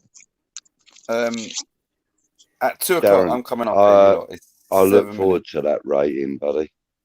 Yeah. Oh, yeah. Like, just going back to that. That was the whole point. We wanted people to rate people's squads in the in the comment section. Now, you know what I will do is, Clive is obviously the 5th one. No, is he the 6th one? He was the 6th. You had Charlie Boy. Then next you had James Fatboy Fever. Then you had Gatesy. Then you had Charlie Walsh. Charlie Walsh. And then Wally. Then you had Wally. And then you had Clive. Right. So 6. Yeah. So what? Yeah. I mean, I wanted to, keep it very unbiased, but even if I know, I've got but we like, need a girl on there, dog. Like, we need a girl on there, dog. Like, you gotta get in contact with Becca, man, Specky Becky, because she'll put down Charlie. Am I wrong? Wouldn't she put down a good 11, bench included, one from each team? She knows way more about football than she'll like. That's what I'm Rebecca knows talking more about. about football than I do, bro. She's a genius. That's what I'm talking about. That's what I'm talking. Even KDK, who's like one of her besties, like, yo, I'm showing you, man. We need other aspects and other ways of going about it. And you done like Wally World, Charlito. Wally World said the same thing about KDK. That when he watches the football, she's pointing how this boy is not playing well off the ball, no triangle things, and this substitution was too late or too soon, or yo, it's madness. And we need that approach as well as having us boys on the thing. We need that approach with the females, kind of putting them two things in, dog, straight up. Frankie, rather than the link, it would just be if you just go to the channel and there is a playlist called One From Each Team on there, and your brother was the first one to take part. So if you just go to my channel, which is Hammers Fans United, and then go to the playlist, One From Each Team, you'll see your brother's edition. And then so Hammers Fans United, Frankie. My one hasn't been uploaded yet. Big up Charlie Boy, but we are massive, dog. We just beat Manchester United and Manchester City. We're progressing in the cup. I gotta pinch myself, dog. I gotta pinch myself. It's madness. It's madness. Sorry, go on. I'm just tripping out, but it's madness.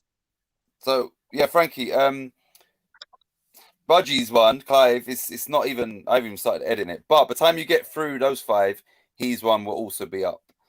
And yeah, it'd be good to see people's, opinions on everybody's squads and, everybody's teams, their starting 11s. Do you know when Clive, do you have an idea of when you're going to get Clive's up? Because I'm not gonna lie, I'm hyped now. I want to see. Me too, Brent. Send me that raw footage. You know what I mean? I need it in my life. I reckon, because that'll be like my Coronation Street, my EastEnders, watching Kieran and Clive live. Oh my day! But then I'm talking about we'll run that 2 things, and then big plays with Charlito. I know you go by Charlie Walsh under Hammers chat. Welcome to West Ham Random, Charlito. Big plays with Charlito, dog. Trust me, man. I ain't even playing with you, man. But yeah, I'm looking very forward to Around the Globe Live with Kieran and Clive. Dope. How much do you need that, Titch? Because I need it. Charlito needs it. How much do you need that, man? We all need a bit of Kieran and Clive. Yes, we do. Yes, we do. Yes, we Charlie, do. it will be because the kids are not at school. I do football camp, so it's kind of early mornings and long days. So when I get back, it's otherwise it would have probably been up today. But realistically, I reckon Saturday, only because like the camp is on. What's the day today? Thursday, Friday, and then Saturday. Yeah, so I will start it. Probably tomorrow, but yeah, just do it in bits. So I reckon Saturday, Charlie, it will be up. Okay. Oh, he's found it. Thank you, Frankie. Thank you for subscribing. And yeah, check out your weekend, brother's you. one, man. Boom. Charlie, I watched your video of why Starlit Road isn't. I think it's autocorrect, Waterloo Road. Oh, sorry. It's one of the dumber things I've made recently. I've seen that one, dog. How you mean? Titch, do you remember Waterloo Road? I never watched it, but I know the name. Yeah, I know. It's a banger. It's a banger. Come on. Was it good? Yeah. Yeah, it's like an adult version of Grange Hill, isn't it? Yeah. Kind of, yeah. It's like it's set in a school, a secondary school. It's chaos. It's in Rochdale, so you can. It's a banger, bro. These people, they're not putting respect on it. You know, listen. It's one of the stupid videos. But you might need it occasionally. Those accents can get thick. Yeah.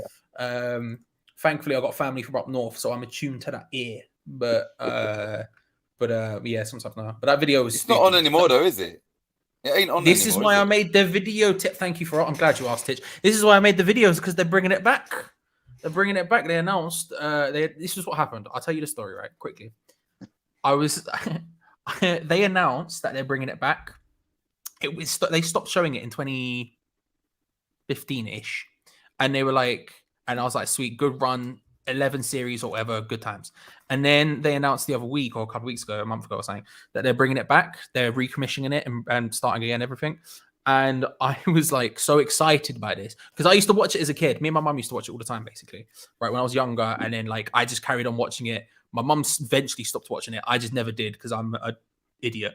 And then they were like, they're bringing it back. So I got hyped. So I started rewatching it again from the beginning because, again, I'm an idiot.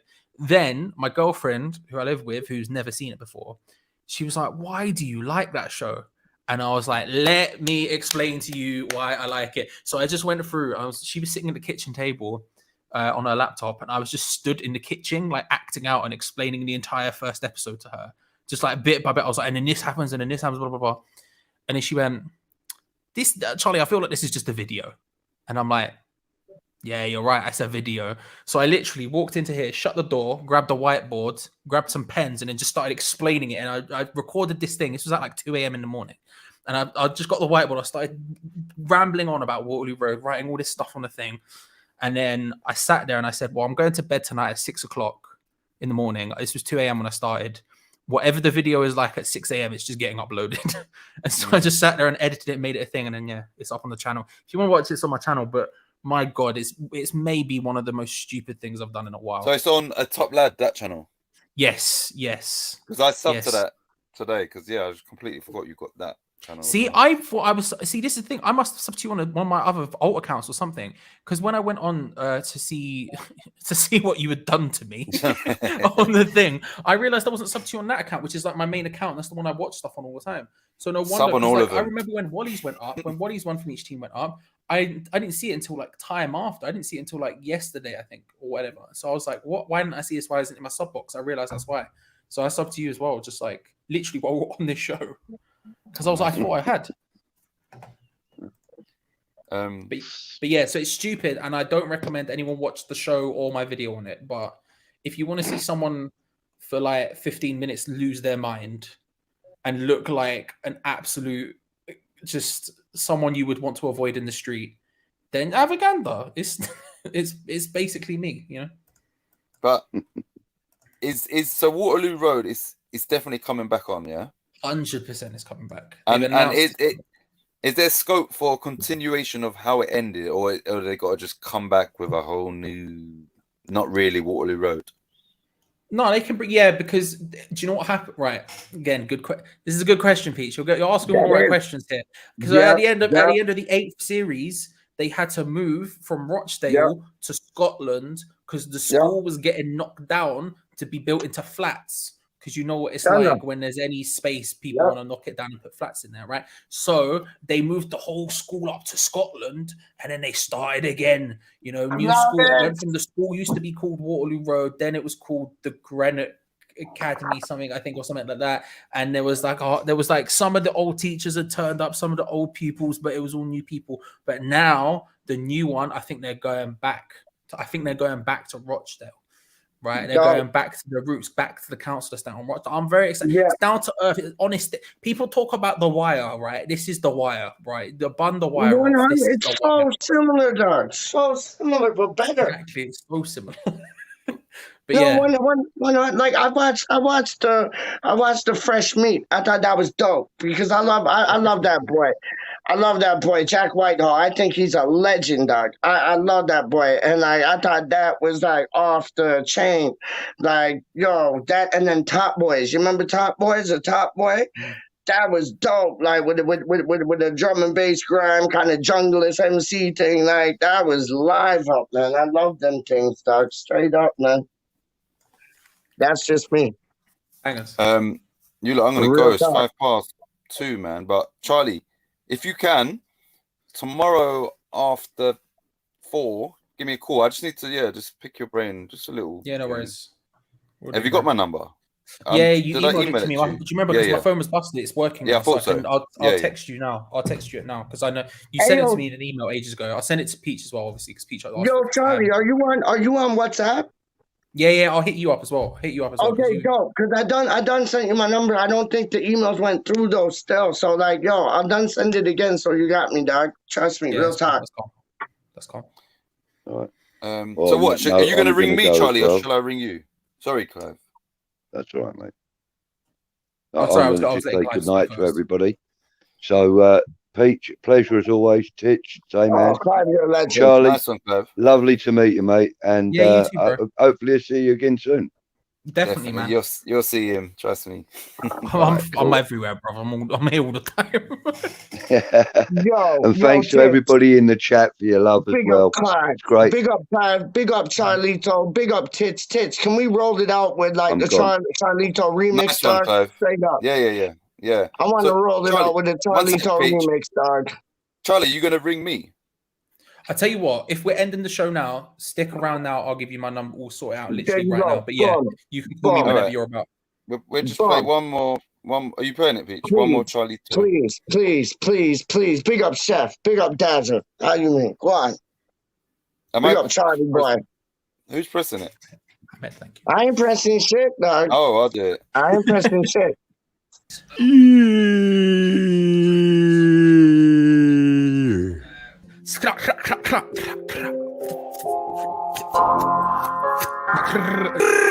So, DJ Khaled, how would you describe Charlie Walsh? Legend.